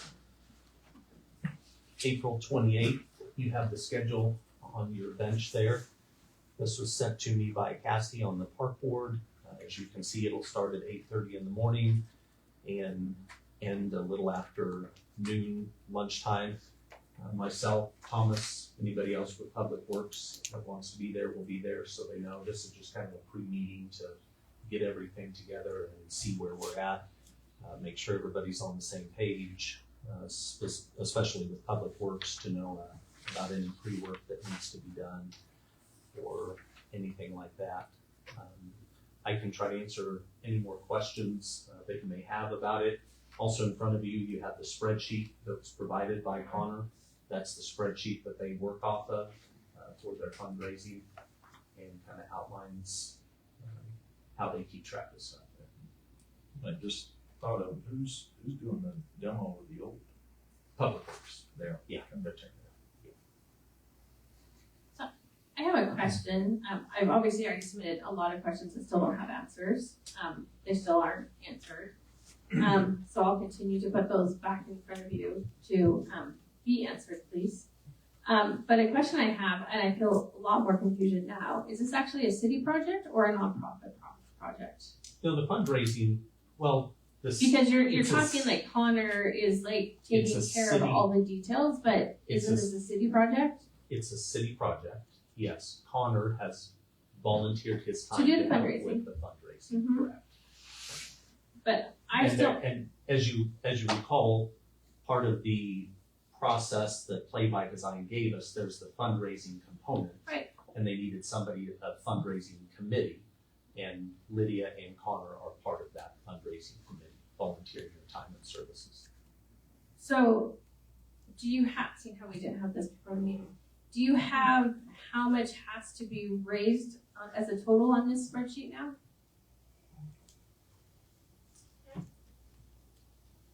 Because the number's been all over the place, so I'm trying to find out how much money actually is being raised.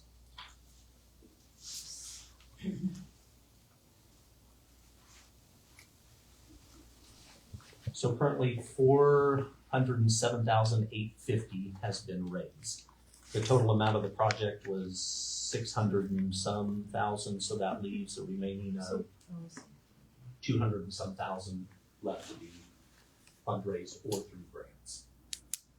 Okay, so the last number that was published by Friends of Kechi Park was $333,000 had to be raised. So this is where I'm trying to get a specific answer as to what the numbers actually are. I will try to get that from Connor. He said he couldn't be here tonight. Okay. But we will try to get him here to clarify some of that. Okay, so has a contract been signed between the city of Kechi and Play by Design? Well, we signed, at the council's approval, we signed the agreement with Play by Design for the 310,000 that council approved, but we have not signed anything above and beyond that. So we don't have a full contract signed only for the equipment, is that correct? Yeah, it was just an agreement. I ran it by Andrew, they don't have a contract per se for this. Yeah, there's no contract that's been signed. Okay, so you've just signed the agreement for equipment, okay? Another question I asked was, there was a $31,000 contingency fund that was stated to be they didn't have to have that in their fundraising because that was going to be included in the annual budget. Yeah, so That hasn't been before the governing body, so I'm trying to find out what yeah, that that was just a placeholder that they had put on there. They thought through their fundraising efforts if they could raise additional money to help offset some of the initial maintenance costs for the park, that they would. After Connor and I met, I explained that the city incurs all those costs of maintenance with the park, so he took that placeholder off of there. That was just something they were gonna do if they could raise extra money. So am I understanding this correctly, then the annual maintenance you're considering is gonna be $31,000 a year for annual maintenance? No, that's not what I said. Okay, well, that's what I'm trying to understand Yeah, what the it's city for then. the city maintains the park. That 31,000 is simply something they plugged in case they would get extra funds Okay, above and beyond what they had, where they could help with the city. They've since taken that off of there because they know the city maintains the park. okay. So do we have cutoff dates where we have to have funds raised by specific dates in order to go forward with the June 8th build? That's the one thing I haven't seen, because I know that for Play by Design to come, they had to have 65%. Yeah, and we're above that now. I heard, yeah, 72% is now Right. raised. I understand that, but I don't want us to get billed and then funds haven't been raised and we can't pay for the whole thing, Yeah, so. we're not gonna pay for anything that we don't have money for. Okay. Fundraising will go on in perpetuity, I guess, until they raise enough funds for the project. So when do we Speak- make a determination of how much will be built in June if we don't have all the funds? Yeah, Connor, he has told me it's kind of the 28th that he put as a deadline to some of his big donors, explaining that donors need a deadline so they know when the money's due. That doesn't mean fundraising efforts are gonna stop on the 28th. It's just a deadline that he puts out there so, he can get those. That's part of his tactics. Okay, That's so are we talking for April or fundraising. May 28th? You said the 28th, is that April or May? April. Okay. I guess I'm trying to make sense of the spreadsheet, because we have the squares at the top that have component sponsorship, grants, events, and undesignated gifts. And we have those amounts, the 177, 261, the 27, 271.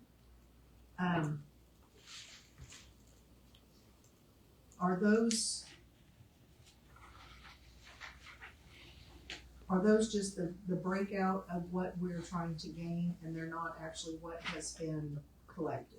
And then the bottom section is actually what's been collected. Is that how I'm reading this? Okay, your question one more time. So we have this part of the graph with the dollar amounts here. That says total opportunity. Okay. So the total opportunity is the 272,709. The ask components, or the component sponsorship says 177,261. But then we have the total opportunity is 225. Well, I understand those as placeholders on there for what they expect to Okay, generate so through component sponsorship, grants, the top box events, is and undesignated gifts. okay, so the top box is expectations. That's what you're saying? So this box up here is. It says total opportunities, yeah. Well, it says Please- total opportunity on the Yeah, next. let me one, back too. up just a So- minute. This is Connor's spreadsheet. He He asked me to share it with the council tonight. I just got it today. I haven't had this before. Okay, He thought it may help, but he will come answer questions that you need answered on his spreadsheet. He just wanted me to share this with you. okay, So- cause I was trying to see where the total raised of 407,000, I wasn't sure what numbers were coming together for that $407,000. Because when I looked at the total raised under sponsorship, it was 52,000. Under business sponsorship, it was 1,000. Then we have, I'm just looking at the yellow boxes. So that's. Can what I was say doing. something real quick? Aren't we speculating here? Can we shelf this until we have the facts? All we're doing here is we're trying to interpret a spreadsheet that we did not author. So let's take care of that outside of council's time here. I mean, we're running at an hour and 45 minutes right now, and we still have a long agenda to go with 3 executive sessions. Okay, I'm sorry that I was presented with this information and I was just trying, because I'm gonna have, if I am gonna decipher it, I kinda wanted to know which direction I was going to basically decipher it. Well, a lot of this stuff can be taken care of outside of this council meeting, and then we can share that So- information And in the specifics. Connor wanted me to relay that if you have questions or know people who want to make donations, please contact him. And he'll be happy to explain. So I guess this was something on unfinished business at a city council meeting, so I was asking my questions in the meeting. And I'm just sharing my thoughts. Yep, me too. And The 407 is the yellow boxes plus the 310, 199. So, And So the Councilmember cities- Dwyer, I have asked for a very itemized breakdown. This is a very expensive project. And so I've asked for an itemized, it could have been already And I, explained, and I'm sorry that it's not, but this is something that I started asking for this April 1st. I get that, it's but what still- we're doing right now is speculating. Okay, I will say I was not speculating, I was asking where the numbers came from, and that is different than speculating. So, Okay. Thank you. So I would entertain a motion to receive and file what was brought and distributed to the council tonight so that it is recorded in the meeting minutes. Do I have a motion to receive and file? I make a motion to receive and file the report. Second. I have a motion by Councilmember Moreland, second by Councilmember Brewer. All in favor? Motion passes 5-0. Thank you. Okay, moving on to new business, 9A, financial update, Q1. Mayor and Council, Matt Long, our financial consultant, is here to provide you with updates from the first quarter of 2026.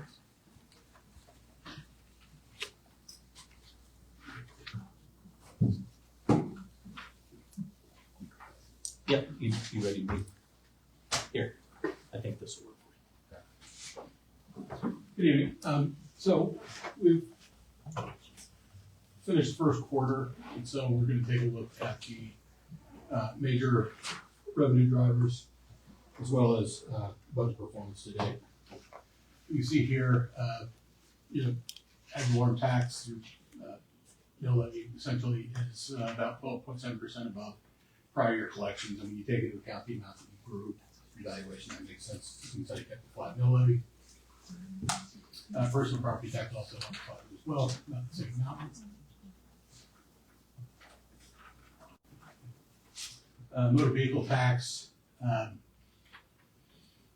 again, a smaller portion of that, of your general fund revenue is up, that number's not right, 72%. That's the month to month, let's put the annual over under there. But it is up about,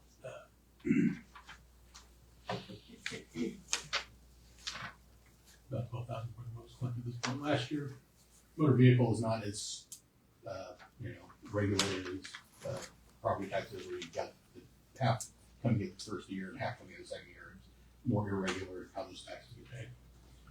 Sales tax, and I'll highlight now, this is your county portion of your sales tax, not your city sales tax, is up 7.62% for the first quarter.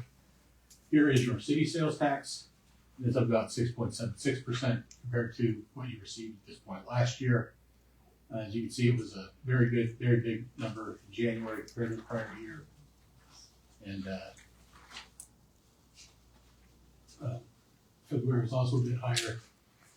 This year, it's lower than it was for the same month last year, but it's still moving in the right direction overall. So we'll monitor that as the year goes on. Franchise fees are down for the year. Sometimes this can be because certain ones are paid quarterly and not monthly, and they're not, they get put into a month earlier or later year to year, but we'll keep track of that. Your state assessed utilities is another things included with your property tax distributions at almost 6%. So now we get into the budget side of things. As you can see, you're talking about 50% of your budgeted revenue for the general fund, a little more than 50%, which makes sense again because you do get such a large portion of your property tax in the month of January. On the expenditure side, you've only spent about 14% of budget and general fund through March, so you're sort of below pace for, you want to be below 25% through the first quarter, which is a little bit, it's kind of a general rule of thumb. It's not doesn't really take into account things like transfers, which don't happen throughout the year, and some other expenditures as well. This is the budget, or the departmental budget form that we've added since the last presentation. And again, it shows the actual amount versus the portion of budget spent for each department in general fund. The other funds are sort of, we don't really break them down by department because they're sort of self-contained, as if each fund is its own department. We'll do that here as we move forward. Again, the other thing here that I would look at is police is at about 28% expended through March, or sort of over 25 with the other departments as well. That we'll keep an eye on those going forward as well. Your street fund is funded through fuel taxes. You're sort of on pace for what we expect for this time of year with those. Again, well below budget. Street fund.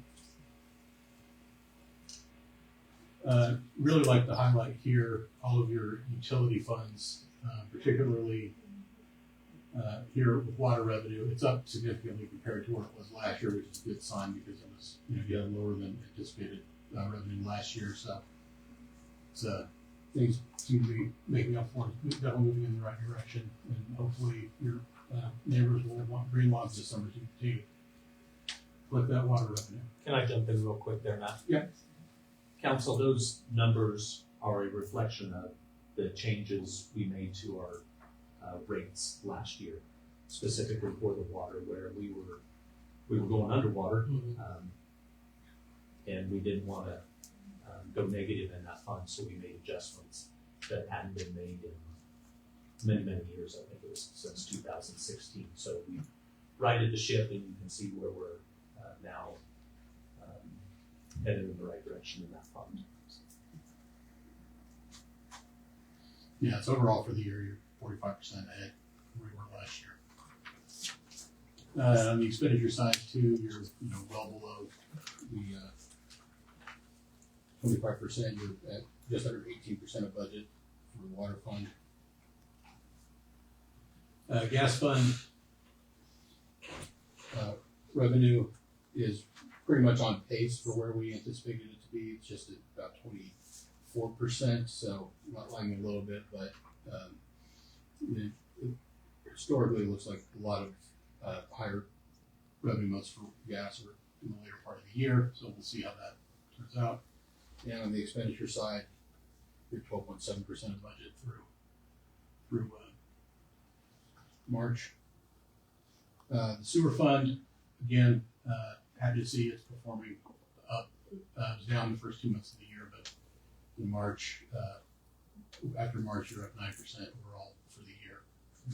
Sewer revenue. And on the budget side, we spent about, again, less than 60% of your budget authority. So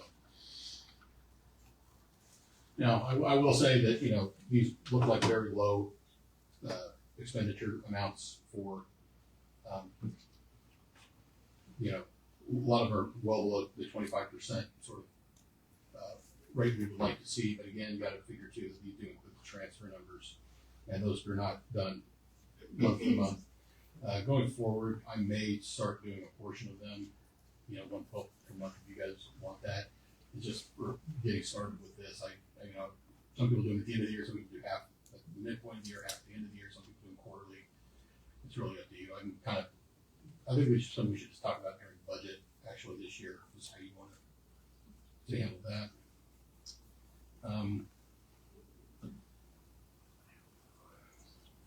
The only thing I wanted to additionally speak about was, I think Matt has shown you the budget calendar we sort of tentatively put together with that first council workshop occurring June 11th. And really, I think the focus of that should be both capital budgets and the utility funds. You know, capital budget, you ideally want at least a minimum of 5 years. Where again, you don't have to know exactly what you're going to spend or what you want to spend your money on over the next 5 years, but just go through that process of cash forecasting 5 years out kind of helps give you a more realistic picture of what you're going to be able to do in that time period. Also, utility funds, special revenue funds, those are fairly straightforward. I don't think we're going to have to need any adjustments to New Year rates on anything there, so we can probably get through those in that meeting as well. Then again, second workshop will be second meeting in June. By then we will have valuation estimates. We should have a good idea of what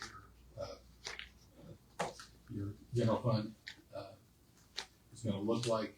I know we've talked about presenting what a 3% cap would look like, as well as taking full advantage of your mill levy as well. That's should be fairly easy to provide both of those. I don't think you'll need to. Don't hold me to this. I don't think you'll need to adjust any operational things. I think we can probably do it with on the capital side or some of the transfer stuff. The problem is that it becomes an annual thing where we're capping 3%.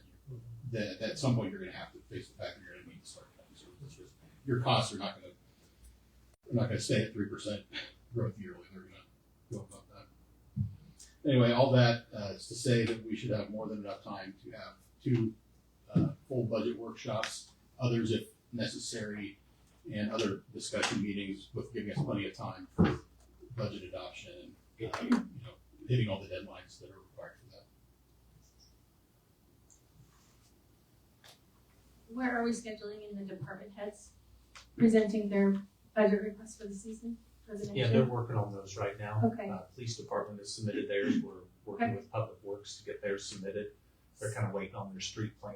Okay, so is that something that would happen before the June 11th? Yes. Okay. Yeah. Thank you. Yeah, after they submit their requests internally, then we will meet, myself, the department heads, Chris, Debbie, we will meet with Matt for a half day here at City Hall, whatever it takes to develop the CIP, and then we will take input from the council as well to develop that. Okay.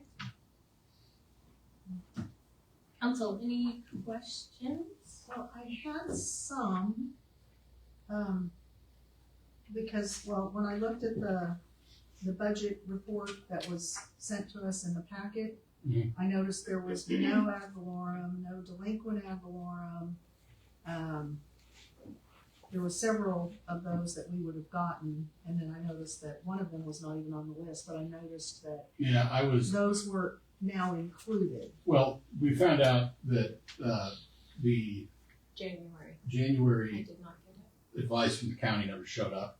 Okay. So I didn't have anywhere to plug it into because I didn't want to throw $1.2 million into the general No, fund. no, that was what it started me Yeah, that- when and I that- looked at it. Yeah, and that was the preliminary report that Okay, I didn't even know he was gonna send that to you. I thought he wait till I balanced the month before he sent you that. But yeah, that's the one that I print out for the staff at the beginning of the month for them to monitor their budgets. okay. So that was, I apologize for that. Well, I just, like I said, I was kind of going through it and looking at some things and was kind of surprised by that. Yeah, well, you'd be bankrupt if that Yeah, happened this well, way. So, and then I guess there were some other places within the budget, Mhm. when I'm looking at certain areas where we have, some of them are negative, and I guess because we didn't, licenses and renewals, and we've spent more than that, but that we've spent you show me what you're talking about. well, those, so this one right here, line 10-2-10-51-45, we're at a negative 38%. So we've already spent 38% more than budgeted. Yeah. So I was just kind of getting a grasp for where we were on certain things. And like the 10-2-10-51-100, we're at 53% of spending, and we're 1/4 of the way through the year. So I was just kind of getting an idea, but like I said, when I saw the ad valorums, just to look at those and say, hey, how are we gonna adjust these next year when we're looking at budget, so we're not. Again, that is not a report that's a report I send to the staff for them to, at the beginning of the month to, keep track of their Yep. spending it before I was able to. Well, no, that's this one. That's on the one we have that was just provided tonight. I'm talking about that. Oh, the ad one, yeah, I'm getting about that. Yeah, just looking at some of our spending trends and I know like the police, the vehicles and equipment, that's because we have 2 vehicles come out of there, and I know there'll be those will actually come out of capital, or should come out of the equipment funds, so I just, like I said, that was the big startling one that I had a question Yeah, about. you and I did get it's on the bank side, it just was not, we Okay, didn't have the advice, I didn't wanna plug it in all into one fund and have to move it all around later. Council, any other questions? Okay. Okay, I would entertain a motion to receive and file. so moved. Second. Motion by Councilmember Moreland, second by Councilmember Brewer. All in favor? Motion passes 5-0. Thank you. Thank you. I just wanna, staffing how we didn't have these in our packet, are we able to report these into the minutes so that We have they're, an electronic copy of them. okay, that would be great. Yeah, we'll get them posted Yeah, on the they website. weren't in the packet to begin with. Thank you. Okay. Moving on to 9B, house substitutes for SB 244. Is this an I Andrew? can take that one. Thank you, Madam Mayor. So as part of the last legislative session, the state legislature passed House Substitute for Senate Bill 244. It is designed for governments to ensure that individuals do not enter what's defined as multi-occupancy space that's designated for the opposite sex. So it basically, I'm going to boil it all down. That what it requires a city to do is for any of the property that the city owns, so city hall, police hall, all those things, police stations, require that there be a audit, I guess is the right term, a review of which multiple occupancy spaces exist. For the most case in the city of Kechi, that's probably just restrooms. Perhaps there's areas with showers or changing rooms, but to go through and identify those areas, make sure that there's appropriate sex-based signage on those areas, and then to create a process by which anyone who knows of a violation of someone entering an inappropriate space has a method for making a formal complaint to the city. And so what you have in your packets is the League of Municipalities has put together a toolkit which we then customize for the city of Kechi that basically provides a policy to ensure that these requirements are met by policy of the city, provides a form of the complaint form for that process that's required, provides a form to show that we've identified all those affected areas on city property, and then just some staff guidance, escalation type things that are best practices in implementing that. Happy to answer any questions you might have about that. It is one of those rare statutes that is immediately applicable. It doesn't start on July 1st when it gets published in the Kansas Register. It's applicable now, and so we wanted to get this in front of the council as soon as reasonably possible. Council, any questions? My only question would be on number 8, the complaint review and investigating. On item C, city administrator shall document the outcome of the review. Could we add and report that to the governing body, just so that we're aware of when formal complaints are made? Let me take that in consideration, just because I want to think through, I understand where you're coming from, and I want to think through the information concerns around that. Okay. But I hear you, and I want to analyze that question. And with the concerns around that, privacy concerns? Yes. So would we not be held to that level of privacy as well? Well, the question is whether if there's a requirement to disclose that to the council, can it be done in executive session? I need to walk through how, the various levels of how we would deal with that. So let me think about it. I understand your question completely. Let me analyze that. Anything further, council? Then I would entertain a motion for the recommendations given to us. I make a motion to accept the attorney's recommendation to adopt a municipal policy and directing the staff to complete an audit of facilities listed in the policy. Is that Second. Yeah. First, second. Motion by Councilmember Brewer, second by Councilmember Hedstrom. All in favor? Aye. Motion passes 5-0. Moving on to 9C, utility billing adjustments. City Administrator Jensky. Mayor and Council, this is something we had to put on the agenda at the very last minute.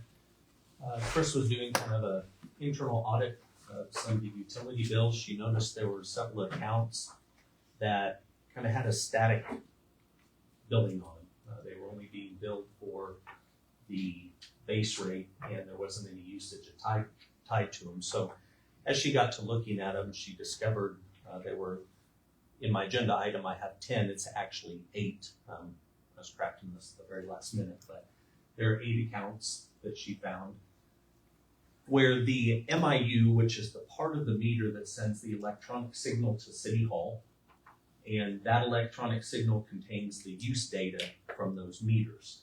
Once it's received at City Hall through what we call the Zinner system, which is the software used to capture that information, it is populated, just that use data is populated over to our account and billing system that produces our utility bills, okay?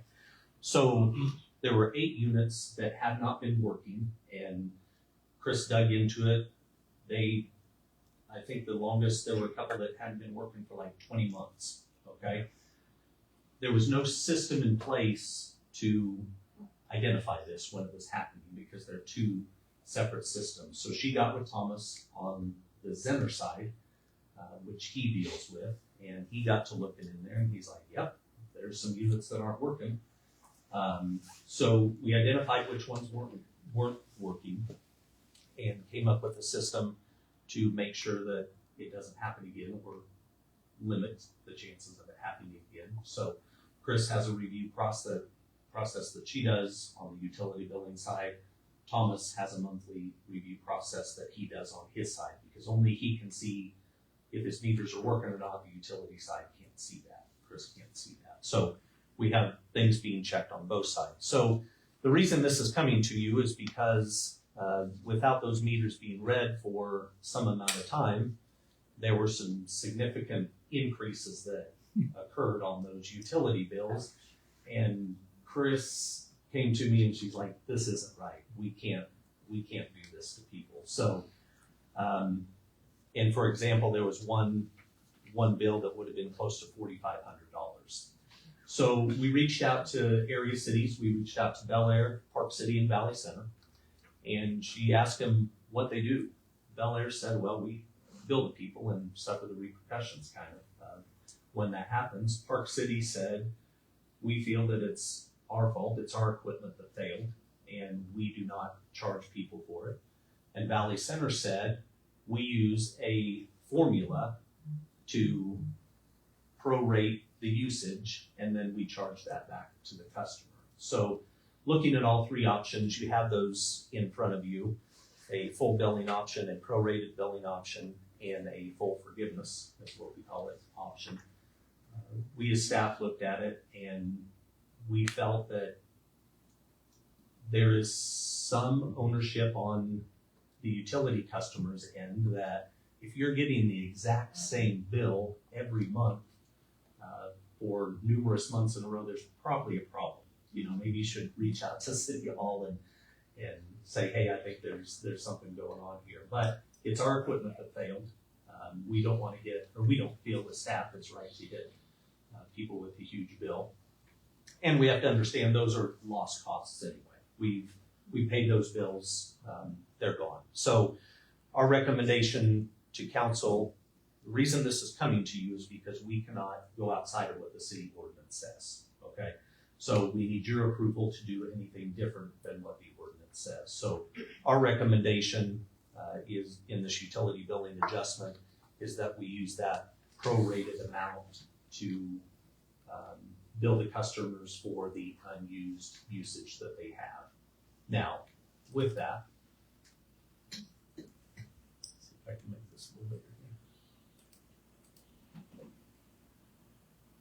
And like I said, this was put together at about 5:30, so it's very rudimentary, but we wanted to get it to you. So option one would be the full billing. We have 8 different accounts here, and that's what the amount would be for those individual customers, ranging from $571 of unaccounted for usage all the way up to $46.91 in unaccounted usage. And we have to remember this is over approximately a 20-month period too. Everybody's was a little different. And then they quit working. Yeah, Yeah. and so on the other option I took what their usage actually was, because the guys went out and did a meter read and we captured how much they actually used. And then we took how many months it wasn't working and got what that average monthly would have been. And so that's what we were gonna charge them with, is what it would have been for a 1 month on what that average would have So, been. yeah, so option 2 here is the prorated option based off average monthly use, a 1 month charge. So if we use the formula that we were provided and we like from Valley Center, these would be the individual bills for 1 month of usage. Now, this is for 1 month, it's council discretion. We can do 2 months of unaccounted for billing or 3 months, whatever you want in that scenario. Or option 3 is just, we assume the loss that we already have and we move forward. I have a couple questions. Yes. First of all, did any of these residents make this known to the city? No. No. The second question would be, if one of these residents moves, then, and they have an outstanding balance, what would be the recommendation?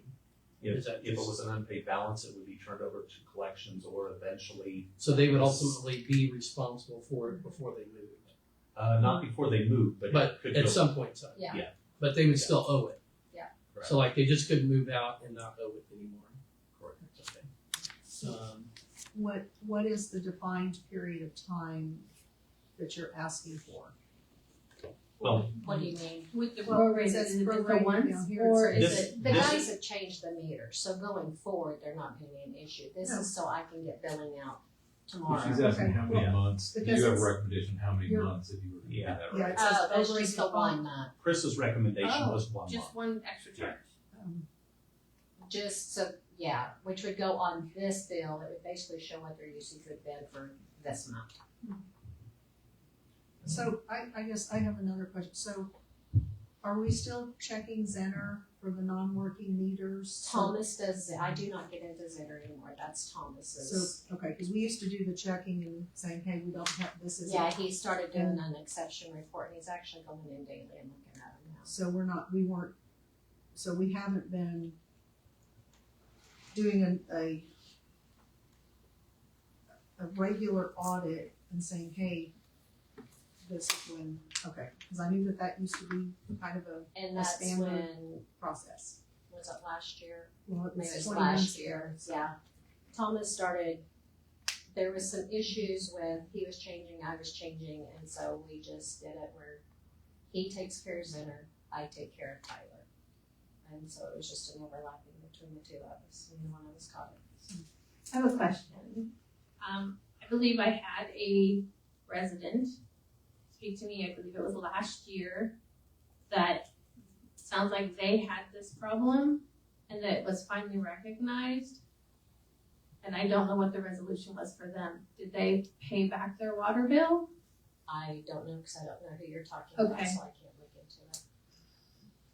So I think in the past, we have done or estimated, that's kind of what we would do.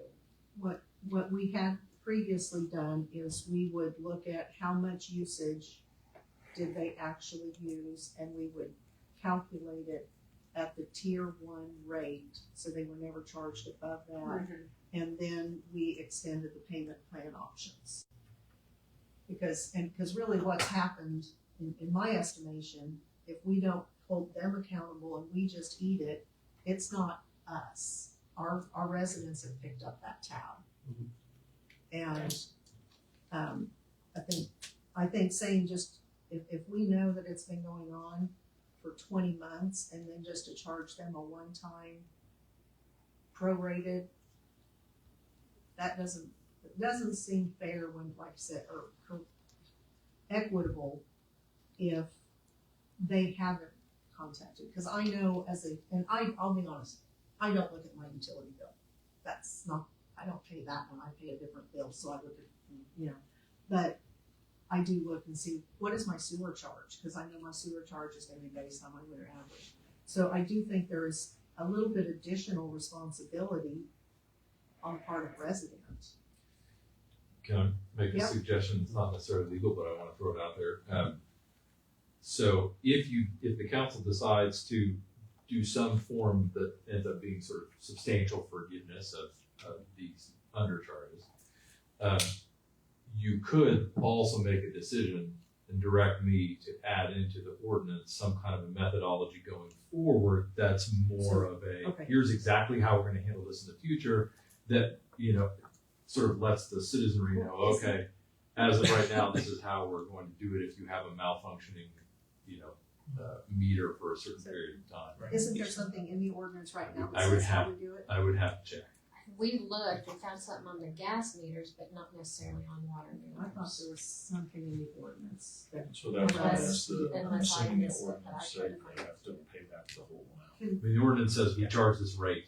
Yeah. And once I it thought- is, It is what it is. I guess I think I it thought there was says something something in there about bulk. Anything that passes through the meter is your responsibility or something, but I don't. So we're not looking right now at so this is just making this one-time decision for these particular cases and not a new policy. Well, part of this, because we just found out about this, is developing a policy going forward. So if this happens again, it's the same standard. I think we would take direction on both of those topics. Okay, And so we don't that's- have to make the same decision on both of those No, topics. I just, when this was presented and because like I said, we all just got it. It's brand new And information. that's. So when I see policy consideration, I was reading it as that we want to move forward with this as our policy and not, so this is just a one-time That's your call, decision yeah. and then making decisions moving forward to have something in place to make sure that we handle it equitably when it does happen. I don't personally see how anybody can be held responsible to know whether or not their meter is working. The meter was That is working, the that is electronic on- component wasn't. That is on the city. No resident that I know of asked for these electronic meters and this electronic whole setup. Nobody I know asked for that. That's on the city. That's the city's responsibility. And if the city missed it, well, you know what? That's it. That's the way I see it. I'm for option 3, 100%. I am one that I caught my meter not working in February or in January of 2021, right before the storm hit. And when I notified the city because of the cold temperature, they could not fix it. And I paid based on the 3-month average or the 3-year average for that month. And to that And I point, reported it to the city because I noticed that my gas bill wasn't correct. to that point though, I've been told in the past that, oh, well, we average out your bill throughout the year to keep it consistent. The average homeowner is not going to know the difference. No. And what if you're an elderly person that's living in a home? How are you have trouble working one of these, and you're going to go out and determine whether or not what you're being charged is really accurate or not? That's one of the problems with this whole electronic thing. And I don't know. I stand by my point, and I'll shut up. What the code currently says about it is if a meter reading is unavailable, then the city has the authority to estimate water usage based on prior usage and seasonality, and it says the customer is responsible for paying the underpayment. So that's why the staff is coming to you for if you want to do something different than I that. understand that, but when you're talking about in reflection, that's a whole nother issue. If it's the current month, that's one thing. But if you're talking about, you know, or whatever, some unknown distance in the past, that just doesn't seem cards on the table to me. I wasn't comfortable making That's this why she decision wasn't on myself. Well, I appreciate you bringing it forward, thank you. Council, is there any more discussion on this? We've got 2 council members that have shared their position on what they think we should do. Well, sort of. Well, I think, my feeling would be to go to number 2. I understand that it's not on them, but I think saying you are partially responsible and we're not asking for a great deal. Right, 1 month charge, One a month- one-time charge. One-time Is that charge correct? instead of 20 months. I mean, Just wanna clarify for Yeah, sure. it's just estimating and charging them that 1 month. okay, that's what would have added and Cause I have to go in and I'll have to do an adjustment because the reads were entered. The guys went out and got the manual reads. It shows 200 units. And so I'm gonna have to create the bills, hold those bills back, do an adjustment, create a letter, and then send everything to government. So option 2, this would be the amount that they would be paying. It's not additional on their next bill. That's just the water part.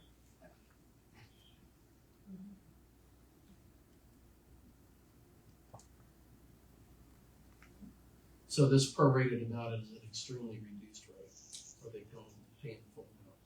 It's based off 1 month of average monthly usage. They figured out how It's much very these close to customers the- use it's every very month, close to option and that's Yeah, the it's- average. yeah, out there, it's- just adding that as a one-time Yes, it charge. is. So instead of, and I can't see the top screen there, you can scroll down. So just wanna make sure I understand it correctly. So the individual that owes $2,668.16, they're actually going to pay $83 instead of the $2,600. In addition to their actual months. the In next month's addition bill. to, so they're basically getting $2,500 worth of free water. But what's the point of the $83? What's the point? It just comes across as punitive. That's what. That would have been, we're estimating what their usage would have been for this month. so For the it's month basically of saying what March. they would have paid last month. I mean, so it's going back 1 month. Yeah, I mean, basically it's, we found the problem, pay this month. Yep. Make it right this month, We're before we And I think- get the meters fixed. And I think also it kind of serves as education to them a little bit to say, hey, can we And next month our bill So- will be larger because we're gonna have the actual usage. Right. Well, I'm not saying there may be a notification that their meter was down. And saying that likely there's going to be adjustment next month. But to say, oh, we're gonna prorate you $54. I don't like that. Yes, Not- if- it's, I would agree that's with just you. me talking, but Well, Well, of that the 54 13,542, we're covering 600 and something of it. So, it's, That $54 would be their total bill. $28.60 of that is their meter charge. So they're technically only paying for what, two units of water? right, for a system that they didn't realize But that, was down. so this amount is, so we still had an inaccurate reading. So we really are only charging them what they used this month. We're not charging them additional, this is We're not what- charging them additional, No, that's we're what just their charging bill them will what be. they're gonna use. Off of a manual read. Right. Is that, okay, that makes more sense than, Yeah, I was so- misunderstanding what you were saying. So, Understand. I mean, Off of a manual read, I understand that. Yes. an equitable split of it would be the My mistake. $6,600. My mistake, I was in a different ballpark there. So, Are we ready to entertain a motion for a choice? I make a motion that we take option number 2, prorating the billing option for a 1 month period. Second. Motion by Councilmember Moreland, second by Councilmember Hedstrom. All in favor? Aye. Motion passes 5-0. And then Mayor, I would encourage our attorney to work on a policy. Yes, that we thank can you. consider. Yes, please work on the policy going forward. Well, would it be a policy or would it be an amendment to? Well, we'll have to amend the code, so we'll have to put some thought into different ways to do that, and maybe Okay. bring it before the council with some different options on that before we actually do a final. I just think you have to be proactive. Yes. Just like, I was sick to my stomach over it, I'm sitting here now holding back the tears that it didn't happen, so. I appreciate you for bringing this forward, and thank you so much. I do know where you are with it, it's happened, it happens. I will say, when I sat in your chair, I accidentally sent somebody a, $43,000 sewer bill. Yeah. We're not casting blame on anybody No, else. no, It's and that's what I wanted to say, system thank you that so they- much for being willing to bring this to us. I was Thank you. misunderstanding what you were saying. Yep. Okay, moving on to council reports, discussion, and requests. I'm guessing there's nothing from council. I just have one request, and that's that the water rate slide with the new rates get posted out to the City of Kechi Facebook page, please, with an explanation that Wichita raised the rates and we have to pass those on. Just so that people, I mean, I know it's gonna be in the utility bill, but multiple ways usually helps get Yep, we'll get that done. communication done, so I really appreciate that. So, we're moving on to executive session, and we're gonna move into our first executive session. Madam Mayor, I move we go into executive session. The subject to be discussed during the executive session is non-elected personnel per state statute. Nope. First one is attorney-client privilege, I'm sorry. First one was attorney-client privilege. Sorry. The subject to be discussed during the session is attorney-client privilege per state statute 754319B2. And the justification for closing the meeting is discussion of attorney-client privilege for matters. The time and place at which the open meeting shall resume is 9:30.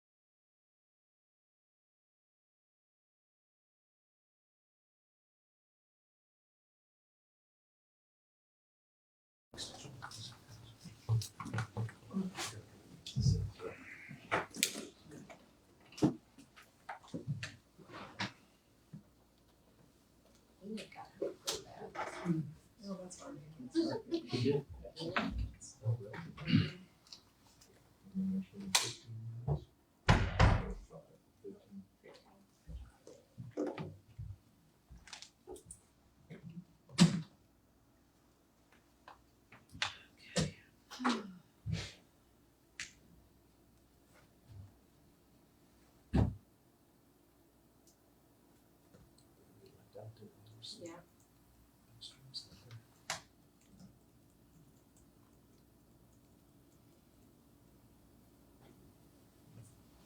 Let's keep an official time here. Official timekeeper. Mine was I too. know we had a. Still doing it here. Please. No, that you're the official timekeeper. 6:40. Started in the, Rose, 1 minute. I thought you were the official. I can't remember. Fortunately, all of our clocks should be the same. Should be. I know, well, okay. Media things. Do you guys do these often, or is this the first one? This is the first pop of the cup, but we do, movie in the park once a month, which we're getting to that season. We got one after next month, but so we'll set the inflatable movie screen, show it to the movie, cook burgers and dogs for everybody. We take care of that out of our, opioid fund that we receive from the government, so, our way of taking that money, and giving it back to the community is setting it up. So, once a month, we go out there and party, hang out with the kids, we walk off the driveway so the kids can have bicycles and I mean, you see all kinds of crazy stuff, murals and stuff that paint on the painting out there. I think we're good. It's awesome. It's a great time. So. As we return to the regular meeting, I want to remind everyone that pursuant to Kansas open meeting statutes, no binding action was taken by the city council while in executive session.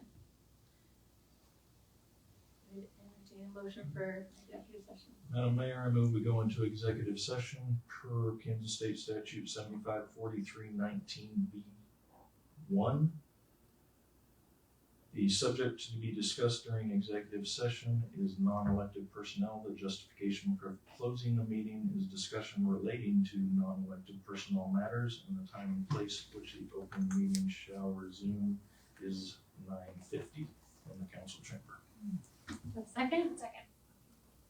Motion by Councilmember Hedstrom, second by Councilmember Walters. All in favor? Aye. We're in executive session.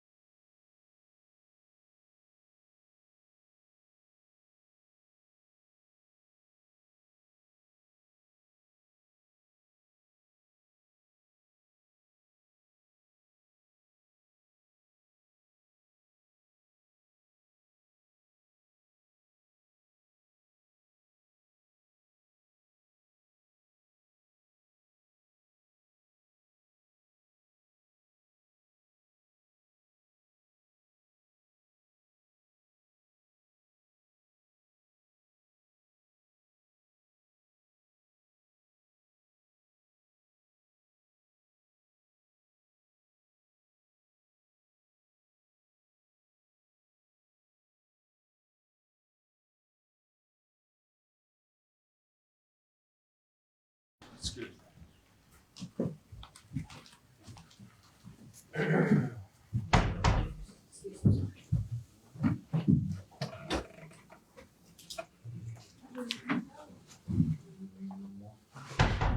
As we return to the regular meeting, I want to remind everyone that pursuant to Kansas open meeting statutes, no binding action was taken by the city council while in executive session. And I would entertain a motion for the final executive session. Madam Mayor, I move we go into executive session for state statute 754319B1. The subject to be discussed during the executive session is non-elected personnel. The justification for closing the meeting is discussion related to non-elected personnel matters. The time and place at which the open meeting shall resume is 10 o'clock. Motion by Councilmember Heston, second by Councilmember Baldridge. All in favor? Okay, we're back in executive session.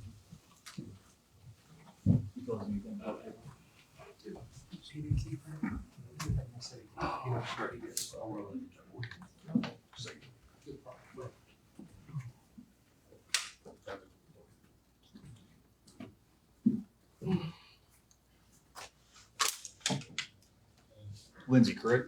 Yes, correct. Was there anything else we talked about? You want to do an interview or are you just hanging out for this? I'm just hanging on this. I'll give you a call tomorrow if something happens, but Yeah. Here, I'll give you my card actually. Yeah, please. There you go. Thank you. Yeah. I don't have mine on me, but. you Totally got my good. Yeah, contact I info, have your number. I got the stuff. So I'll probably give you a call tomorrow morning. But Yeah, that number's to myself, so. Awesome. Anytime something pops up or something you wanna see or wanna check Sounds out. good. Will do. Yeah, we'll talk again. Have a Take good care, night. we'll see you. Y'all have a blessed night. You too. Not that I get to be all the way away, I forgot to give the statues, so. Can you take that door shut there on the back door? Yeah, open the door shut.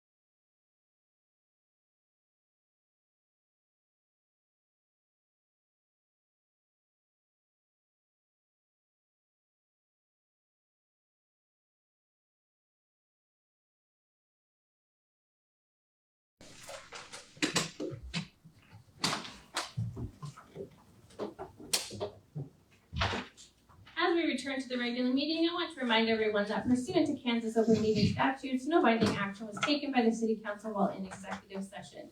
I would entertain a motion to adjourn. I move to adjourn. Second. Motion by Councilmember Dwyer, second by Councilmember Baldridge. All in favor? Aye. Motion passes. We're adjourned. Have a good night, everyone.